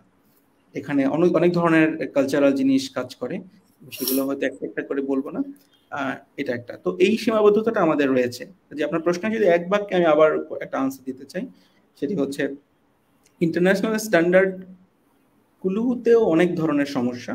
সেখানে বেসিক্যালি কি লিবারাল ফেমিনিস্ট আইডিয়া যাচ্ছে, নাকি কালচারাল ফেমিনিস্ট আইডিয়া যাচ্ছে, নাকি আপনার যেটাকে আমরা বলি রেডিক্যাল ফেমিনিস্ট আইডিয়া যাচ্ছে, মানে চ্যাম্পিয়ন হচ্ছে, কোনটা ইকুড হচ্ছে, সেই জিনিসের কনসিস্টেন্সি নাই। তো আমরা ধরে নেই যে সিডাও বেসিক্যালি একটা লিবারাল ফেমিনিস্ট একটা ফ্রেমওয়ার্ক, যেখানে ধরেন কেবলমাত্র ইকুয়াল রাইট দিয়ে চেষ্টা করে। একটা আনইকুয়াল ফুটিংয়ে কিন্তু ইকুয়াল রাইট অনেক ক্ষেত্রে আপনার ইকুইটি নিশ্চিত করতে পারে না। তো সিডো ড্রাইভেন যে জায়গাগুলো রয়েছে, সেটা আমার কাছে ব্যক্তিগতভাবে মনে হয় সেটা খুবই লিবারাল ফেমিনিস্ট আইডিয়া নির্ভর। সেখানে উইমেন এজেন্সিটা আসলে সেভাবে দেখার বিষয় না। হয়তো সেটা একটা ওয়েতে কিছুটা ইকুয়ালিটি এনশিওর করে উইমেন যাতে তার এজেন্সিটা তৈরি করতে পারে, তার একটা তার জন্য একটা একটা একটা পরিবেশ সৃষ্টি করার জন্য এনাফ, বাট অনেকটা এনাফ না। আর আমাদের কনস্টিটিউশনাল ফ্রেমওয়ার্ক পুরোটাই এখানে আসলে উইমেন এজেন্সি তেমন ভাবে আসে নাই। আমাদের জাস্ট উইমেনদের জন্য কিছু রিজার্ভ সিট ছাড়া আমাদের যে খুব ফেভারেবল কোনো ট্রিটমেন্ট আছে মহিলাদের জন্য আমার সেটা মনে হয় না। প্লাস পাশাপাশি আমাদের যে কিছু আইন আছে, অনেকে সেটা বলতে পারেন যে এগুলো আসলে পুরুষদের অধিকার জন্য ভালো না, যেমন ডাউরি প্রহিবিশন অ্যাক্ট বা নারী ও শিশু নির্যাতন দমন আইন যেটা, বা এসিড কন্ট্রোল অ্যাক্ট, এসবকে অনেক ক্ষেত্রেই বলা হয় যে উইপনাইজ করা হয় বা ফলস মামলা অনেক বেশি, যেটা নারীদের ক্ষেত্রে অতিরিক্ত তাদের প্রতি আসলে স্টেটের একটা প্রোটেকশন, যেটা আসলে অনেক ক্ষেত্রে মিসইউজ হয়। হ্যাঁ, মিসইউজ অনেক কিছুরই হয়, তো সেটাই বলে যে এটা আসলে কাজ হচ্ছে না তা না। এসিড দমন আইনটা আমাদের অন্যতম সফল একটা আইন, যেটি অনেক ক্ষেত্রে সেই যে মিসচিপটা সেটা দূর করতে পেরেছে। নারী ও শিশু নির্যাতন দমনের এখন মিথ্যা মামলার জন্য শাস্তির বিধান আছে। আর অন্য একটা আইনের নাম কি বললাম সেটি ভুলে গেছি। তার মধ্যে তার আরো আরো আইন আছে, আরো অনেকগুলো আইনের আসলে উদাহরণ দেওয়া যায়, সে আলোচনাটা করলে অনেক বেশি লম্বা হয়ে যাবে আলোচনা, তো এক বাক্যে বলার কথা ছিল কিন্তু এক বাক্যে রাখতে পারিনি। শেষে এসে জাস্ট এতটুকু বলি যে আমাদের উইমেন এজেন্সি বেসিক্যালি একটা একটা এটা স্পোরাডিক কিছু অ্যাক্টিভিজম আছে, খুব কনসার্টেড এফোর্ট নাই, যেটা নিয়ে আসলে উইমেন এজেন্সি নিয়ে আমাদের আমাদের খুব কনসার্ন, সেটা বোঝা যায়। ধন্যবাদ স্যার। আমি আশা করি দর্শক যিনি আমাদের প্রশ্নটি করেছিলেন উনি তার উত্তর পেয়েছেন। দর্শকের ধন্যবাদ এরকম গুরুত্বপূর্ণ একটি প্রশ্ন করার জন্য। আরেকজন দর্শক মেহরান্নেসা হক জানিয়েছেন, আসসালামু আলাইকুম। ওয়ালাইকুম আসসালাম। মেহরান্নেসা হক নর্দার্ন বিশ্ববিদ্যালয়ের আইন বিভাগের শিক্ষার্থী। ধন্যবাদ আপনাকে, আপনি আমাদেরকে দেখছেন এবং আমাদের বক্তার কাছ থেকে এই গুরুত্বপূর্ণ বিষয়ে আলোচনাটি শুনলেন। আমাদের আরেকজন দর্শক নাহিয়ান রশিদ প্রশ্ন করেছেন, to what extent an evidence can be checked through the lens of constitution? এটা নাহিয়ানের কোয়েশ্চেনটা ইম্পর্টেন্ট, বাট এটা কোথায়, মানে এটা কোন জায়গায় দেখবো? এটা ইউএসএ তে দেখবো না ইন্ডিয়ায় দেখবো নাকি বাংলাদেশে দেখবো, কোথায় দেখবো? আমরা সেটা নিয়ে পুরো আলোচনাটা করলাম যে ইউএসএ তে সেটা সেটা দেখা হয়, সেই কনস্টিটিউশনের এটা দেখা হয় একদম এক্সট্রিম কেসে, একদম মানুষের অনেক বেশি হার্ম হয়ে যাচ্ছে সেই প্রোটেকশনটা না করতে পারলে সেই সব জায়গায় দেখা হচ্ছে, কনস্টিটিউশনকে আনা হচ্ছে। আদারওয়াইজ কনস্টিটিউশন এভিডেন্স অ্যাক্টের পেরিফেরিতে একটু কম ঘেঁষতে চায়, এভিডেন্সটাকে একটু এটার মতোই থাকতে দেয়, কারণ এটা একটা ট্রেডিশন বেসড সিস্টেম, অনেক বছর ধরে এটার বিনির্মাণ। এইটা এটা সাধারণত একটা একটা কাস্টম, এটা আসলে সে অর্থে তার কাস্টম বলে না, বাট আমি আপনাকে বোঝানোর জন্য বলছি যে ট্রেডিশন বেস যখন বলবো, এটা একটা অনেক বছর ধরে একটা ফুটিং, একটা চর্চার বিষয়, যেখানে একটু কম হাত দিতে চায়। তখনই হাত দিতে চায় যখন এটা আসলে একটা বড় আপনার একটা তৈরি করে, অ্যাবসার্ডিটি তৈরি করে, বা মানুষের রাইট ভায়োলেশনের চেষ্টা, মানে একটা সিচুয়েশন তৈরি করে, তখন দেখা যায়। তো আপনার প্রশ্নটা যদি আমরা একটা ধরেন ইভেন দেশকালের ঊর্ধ্বে যে একটা একটা সাধারণ উত্তর দিতে চাই, সেটা হবে অবশ্যই এভিডেন্স তখনই কনস্টিটিউশনাল চেক করা উচিত যখন দেখা যাবে এই পার্টিকুলার এভিডেন্সটা ইউজ করলে ম্যানিফেস্টলি যে জিনিসটা একদম অ্যাবসার্ড, মানুষের একদম ম্যানিফেস্টলি কনস্টিটিউশনাল রাইটের ভায়োলেশন হচ্ছে on the face of it, মানে অনেক অনেক কিছু না বলেও প্রাইমা ফেসি বোঝা যাচ্ছে যে এটা on the face of it এটা হচ্ছে, এটা এটা এতটুকু অবশ্যই করা উচিত। এখন আপনি আমাকে প্রশ্ন করতে পারেন তাহলে বাকিটাই কেন করব না? বাকিটাই করতে গেলে অনেক ধরনের সমস্যা তৈরি হয়, কারণ তখন অনেক ছোটখাটো প্রসিডিউরাল ইস্যু চলে যায়, যেটা কনস্টিটিউশনাল অ্যানালাইসিস করা একই সাথে সময় সাধ্য, একই সাথে অনেক আপনার ইন্টেলেকচুয়াল রিগোর দরকার হবে, আপনার ভিজিলেন্সের দরকার হবে। সেটা সাধারণত আমাদের যেসব কোর্ট, সেটা আমরা আমাদের কোর্টগুলো বলে আন্ডারমাইন করছি না অধস্তন কোর্টকে, আমরা ইভেন ইউএস এর অনেক লেখালেখিতে দেখেছি যে আসলে স্টেট কোর্টগুলো সেই কম্পিটেন্স আছে কিনা to check those constitutional things in their everyday business, like in everyday tackling of evidence. তো এই পার্টিকুলার সমস্যাগুলোর কারণে দেখা যাচ্ছে যে এই অ্যাসেসমেন্টের দায়িত্বটা কাকে দিবে? এটা কি সুপ্রিম কোর্টকে দিবে কনস্টিটিউশনাল চেকের জন্য? দেন সুপ্রিম কোর্ট সারাদিন বসে বসে এগুলাই চেক করতে হবে, এটা একটা সমস্যা আর কি। ধন্যবাদ স্যার। আমাদের আরেকজন দর্শকের কাছ থেকে আমরা আরেকটি প্রশ্ন পেয়েছি, মামুনুল হক। মামুনুল হক প্রশ্ন করেছেন, is it possible to give justice by blending lacuna into the evidence through the process of practice based on the ultra vires of the constitution? আচ্ছা, blending lacuna into the evidence through process of practice based on ultra violence. আমি আসলে প্রশ্নটা বুঝতে পারিনি, মেহেরবা আমার জন্য কি একটু অনুবাদ করে দেওয়া যায়? আহ, স্যার, আমি যতদূর বুঝতে পারছি এই প্রশ্নটা দেখে, আহ, আহ, সংবিধানের, আহ, আমি অত্যন্ত দুঃখিত, আমি আসলে সম্ভবত অনুবাদ করার চেষ্টা করলে সেটা শব্দার্থ অনুবাদ হবে, ভাবানুবাদটা আমি আসলে করতে পারবো বলে আমি ঠিক নিশ্চিত নই। আহ, আমি দর্শককে অনুরোধ করব উনি যদি আরেকটু সহজ করে অথবা বাংলায় যদি প্রশ্নটি করেন আমাদের জন্য সুবিধা হবে বুঝতে। আমি চেষ্টা করলাম, কয়েকবার পরেই চেষ্টা করলাম বোঝার, আমি আসলে বুঝতে পারিনি উনি আসলে কি বুঝাতে চেয়েছেন।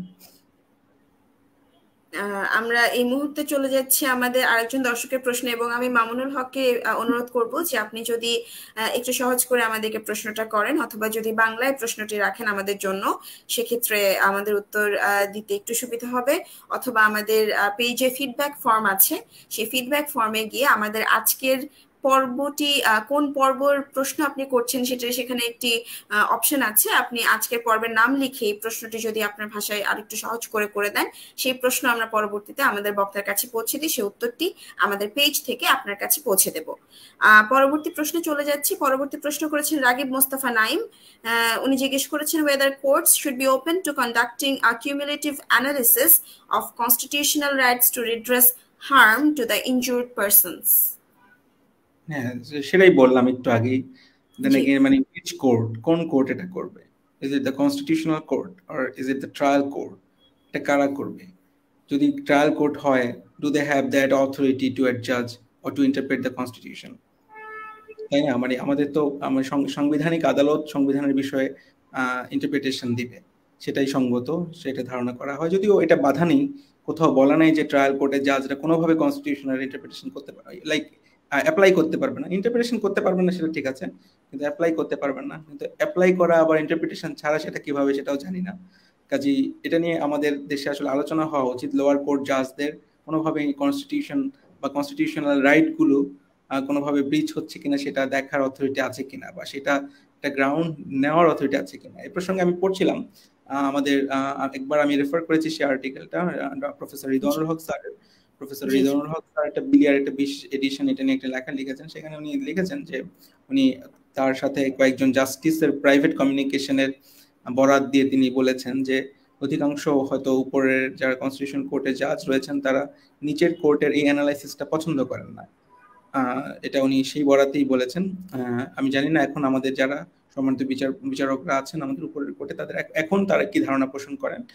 তবে এটা একটু প্রবলেমেটিক। আমি যদি নির্মোহভাবেও বলি, মানে নিজেকে আসলে আমি যা করি সেখান থেকে সরিয়ে নিয়ে অন্য কোথাও বসাই, নির্মোহভাবেও যদি বলি, তাহলেও এটা একটু প্রবলেমেটিক যে আসলে কনস্টিটিউশনাল রাইটের যে অ্যানালাইসিসটা সেটা কোর্ট হচ্ছে কিউমুলেটিভ ভাবে করবে, এটা করা একটু প্রবলেমেটিক। কারণ কম্পিটেন্সের একটা ব্যাপার অবশ্যই থাকে, অ্যান্ড সেকেন্ডলি হচ্ছে কি এই ধরনের অ্যানালাইসিস যখন একটা কোর্টে একরকম হবে অন্য কোর্টে আরেক রকম হবে, এটা কিন্তু একটা অ্যাবসার্ডিটি তৈরি করে দিবে। তখন কিন্তু আপনি ইউনিফর্ম প্র্যাকটিস পাবেন না। তখন দেখবেন কুমিল্লা কোর্টে এক ধরনের হচ্ছে, আবার চিটং কোর্টে আরেক ধরনের হচ্ছে। তো এই জন্য হচ্ছে এই ধরনের অ্যাসেসমেন্ট অ্যানালাইসিস খুবই প্রবলেমেটিক। এই জন্য কনস্টিটিউশনাল কোর্ট কিছু জিনিস হচ্ছে রিজার্ভ রাখে যে অ্যানালাইসিসটা তারা করবে। তবে হ্যাঁ, এবার ধরেন আপনার প্রশ্নটা একদমই ধরে নিয়ে উঠে নিয়ে ধরেন আমরা চলে গেলাম সুপ্রিম কোর্টে, যারা আসলে কনস্টিটিউশনাল রাইটে ইন্টারপ্রেট করতে পারেন তারা তাহলে এটা কি করবেন? তাহলে আপনার প্রশ্নটা যদি পড়িয়ে দেবো, that the court should be open to conduct a cumulative analysis of constitutional rights to address harm to the injured person, definitely সেটা তারা অবশ্যই করতে পারেন, এবং তারা তারা আমার মনে হয় করেন। কারণ কখন করেন, দেন এগেইন যখন লয়াররা এটা প্রশ্ন তুললে পরে তারা এই অ্যানালাইসিসটা করেন। তো নিজে থেকে বা স্বপ্রণোদিত হয়ে সেটা করার স্কোপ খুব কম। আমি আগেই বলেছি আমাদের অ্যাডভার্সারিয়াল সিস্টেম, এখানে আমাদের স্বপ্রণোদিত হয়ে কাজ করার সুযোগটা একটু কম।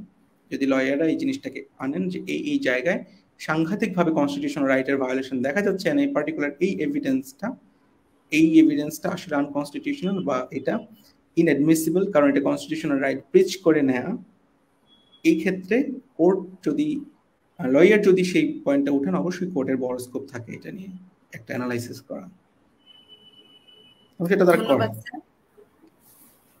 অসংখ্য ধন্যবাদ স্যার ওই উত্তরের জন্য। আমাদের দর্শকদের কাছ থেকে পাওয়া প্রশ্ন এখানেই শেষ। আমরা আসলে আজকে একটা খুব গুরুত্বপূর্ণ বিষয় নিয়ে জানলাম বললে ভুল হবে, আমরা একটা গুরুত্বপূর্ণ এবং সাথে সাথে প্রয়োজনীয় বিষয় নিয়েও জানলাম। আইনের শিক্ষক এবং শিক্ষার্থী এবং আইন পেশার সঙ্গে যারা যুক্ত আছে আমরা সবাই জানি যে কম আর বেশি সাক্ষ্য আইনটা আমাদের জীবনে কখনো না কখনো যে কোনো ভাবেই কাজে লাগে, সেটা পড়তে গিয়ে হোক, পড়াতে গিয়ে হোক, কাজ করতে গিয়ে হোক, অথবা যে কোনো সাধারণ নাগরিকেরও যে কোনো সময় এই আইনের মধ্য দিয়ে যেতে হয়, আমরা বুঝি অথবা না বুঝি। স্যার আমরা আসলে কথা বলতে বলতেই আরেকটি প্রশ্ন পেয়েছি মামুনুল হকের কাছ থেকে। আমাকে একটুখানি সময় দেবেন, আমি প্রশ্নটি রিড আউট করছি আপনার জন্য এবং দর্শকদের জন্য। এর মধ্যে বলে রাখি দর্শক, আমরা এখনো প্রশ্ন নিচ্ছি। আপনার যদি কোনো প্রশ্ন থাকে বা কিছু জানার থাকে আমাদের কমেন্ট বক্সে কমেন্ট করে আমাদেরকে সে প্রশ্নটি জানাতে পারেন। মামুনুল হক লিখেছেন, do you think article of our constitution 82 and article 85 is the total bar of the rule of law in terms of bureaucracy as a legacy in terms of the evidence act? এই ব্যাপারে আপনার মতামত জানতে চেয়েছেন মামুনুল হক sir. আচ্ছা, এটা কি 82 সম্ভবত মানি বিল সম্পর্কে বলা, 82 মানি বিলের। এখন উনি পার্টিকুলার কোন বিষয়টা এখানে বলতে চাইলেন, সেটা কি প্রেসিডেন্ট 7 দিনের মধ্যে বিউরোক্রেসি সংক্রান্ত ব্যাপারে জানতে চেয়েছেন। এভিডেন্স অ্যাক্টে বিউরোক্রেসির লিগ্যাসির সাথে কনস্টিটিউশনের 82 এবং 85 আর্টিকেলের মানে সম্পর্ক, যে আমি আবার স্যার সহজ করে বাংলা করার চেষ্টা করছি এবারে। যে বলেছেন সেটা আমি আসলে ওকে, আর্টিকেল কনস্টিটিউশনের আর্টিকেল 82 and 85 এর কথা বলছেন, আর ওখানে in terms of bureaucracy legacy in terms of evidence act. ওকে, আচ্ছা, আমি আসলে 82 and 85 এর মিসচিপটা উনি কি বোঝাতে চাচ্ছেন সেটা নিয়ে একটু কনফিউজড। বেসিক্যালি 82 যেটা মানি বিল নিয়ে বলা, বেসিক্যালি মানি বিল রিলেটেড প্রভিশন, যেটা সাধারণ আমাদের যে আপনার অ্যাক্ট তার বাইরের একটু প্রসিজার মানি বিলের ক্ষেত্রে, সেটা সম্পর্কে উনি বলেছেন। কিন্তু এখানে বিউরোক্রেসির সাথে উনি আসলে কি প্রশ্নটা, ওনার এই দুইটা প্রশ্নই মনে হয় উনি আসলে আমাকে প্রশ্নটা যদি পরিষ্কার করে না বলেন যে আসলে উনি কি জানতে চাচ্ছেন, আমার জন্য উত্তর দেওয়া খুবই দুরূহ হয়ে যাচ্ছে। সেক্ষেত্রে দর্শকের কাছে আমাদের অনুরোধ থাকবে যেন আমাদেরকে উনি পরবর্তীতে প্রশ্নটি ইনবক্সে একটু গুছিয়ে যদি পাঠিয়ে দেন, সেক্ষেত্রে আমরা আপনার প্রশ্ন আমাদের বক্তার কাছে পৌঁছে দেব এবং উত্তর এনে দেব। স্যার, কোর্টের একটা কিউমুলেটিভ অ্যানালিসিস করা উচিত কিনা কনস্টিটিউশনাল রাইট নিয়ে, সেই প্রশ্নটি যিনি করেছিলেন সেই দর্শক আমাদেরকে আবার জানিয়েছেন, আপনাকে ধন্যবাদ জানিয়েছেন। উনি বলেছেন, থ্যাংক ইউ সো মাচ ভাইয়া, uniformity is an important issue two consider. সেক্ষেত্রে স্যার যেটা দেখতে পাচ্ছি যে দর্শকও আপনার বক্তব্যের সাথে একমত পোষণ করেছেন। এ পর্যন্তই স্যার আজকে আমাদের প্রশ্ন ছিল, এই সাংবিধানিক অধিকার এবং সাক্ষ্য আইন এই দুটোকে যে একসাথে করা যায়, এবং এই দুটো যে আসলে যতই আমরা বলি না কেন যে সাক্ষ্য আইন এবং সাংবিধানিক আইন সাধারণত এক জায়গায় একভাবে থাকে না, একটু দূরে দূরে থাকে, কিন্তু আইন তো বটেই। এবং সবচেয়ে বড় কথা, সাংবিধানিক অধিকার বা সংবিধান যেহেতু সর্বোচ্চ আইন, সেহেতু সাক্ষ্য আইনের অলিগলিতে যা কিছু আছে সেগুলোর কমপ্লায়েন্স অবশ্যই সংবিধানের সাথে একান্তই প্রয়োজনীয়। এই ব্যাপারটি খুব সহজ ভাষায় আমাদের সামনে তুলে ধরার জন্য ফাহিম স্যার আপনাকে অসংখ্য ধন্যবাদ। আমরা আশা করি Bangladesh institute of research and এডুকেশনের পরবর্তী যাত্রায় আমরা আপনাকে আমাদের সাথে পাবো। ধন্যবাদ। এটা আপনি খুব সঙ্গতই বলেছেন যে আসলে এভিডেন্স অ্যাক্ট আপনি দেখলেনও যে আলোচনায় আমি বললাম যে ইউএস থেকে, মার্কিন মুলক থেকে শুরু করে, ইন্ডিয়া থেকে শুরু করে সবাই একটু দূরে দূরেই থাকতে চায়, এই জায়গায় আসলে খুব একটা এঙ্গেজ করতে কম চায়।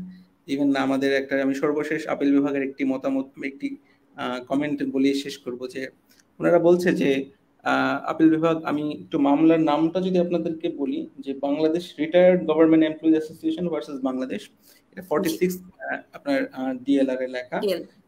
উনি ডিএলআর এ কি বলে আপনার আছে, রেকর্ড করা আছে। সেখানে আপনার অ্যাপিলেট ডিভিশন বলেছে যে কোনো কিছু শকিং বা কনসায়েন্সের সাথে যদি আপনার যায় না, এরকম মনে হইলেই ভাবা উচিত না যে সেই আইনটাকে আমাদের সরায় ফেলতে হবে। যদি সেটা রেকটিফাই করার কোনো সুযোগ থাকে, দেন একদম আর্টারলি কনস্টিটিউশনাল প্রভিশনের সাথে ব্রিচ না হলে কোনো আইনকে আমরা আসলে বাতিল বলতে পারি না।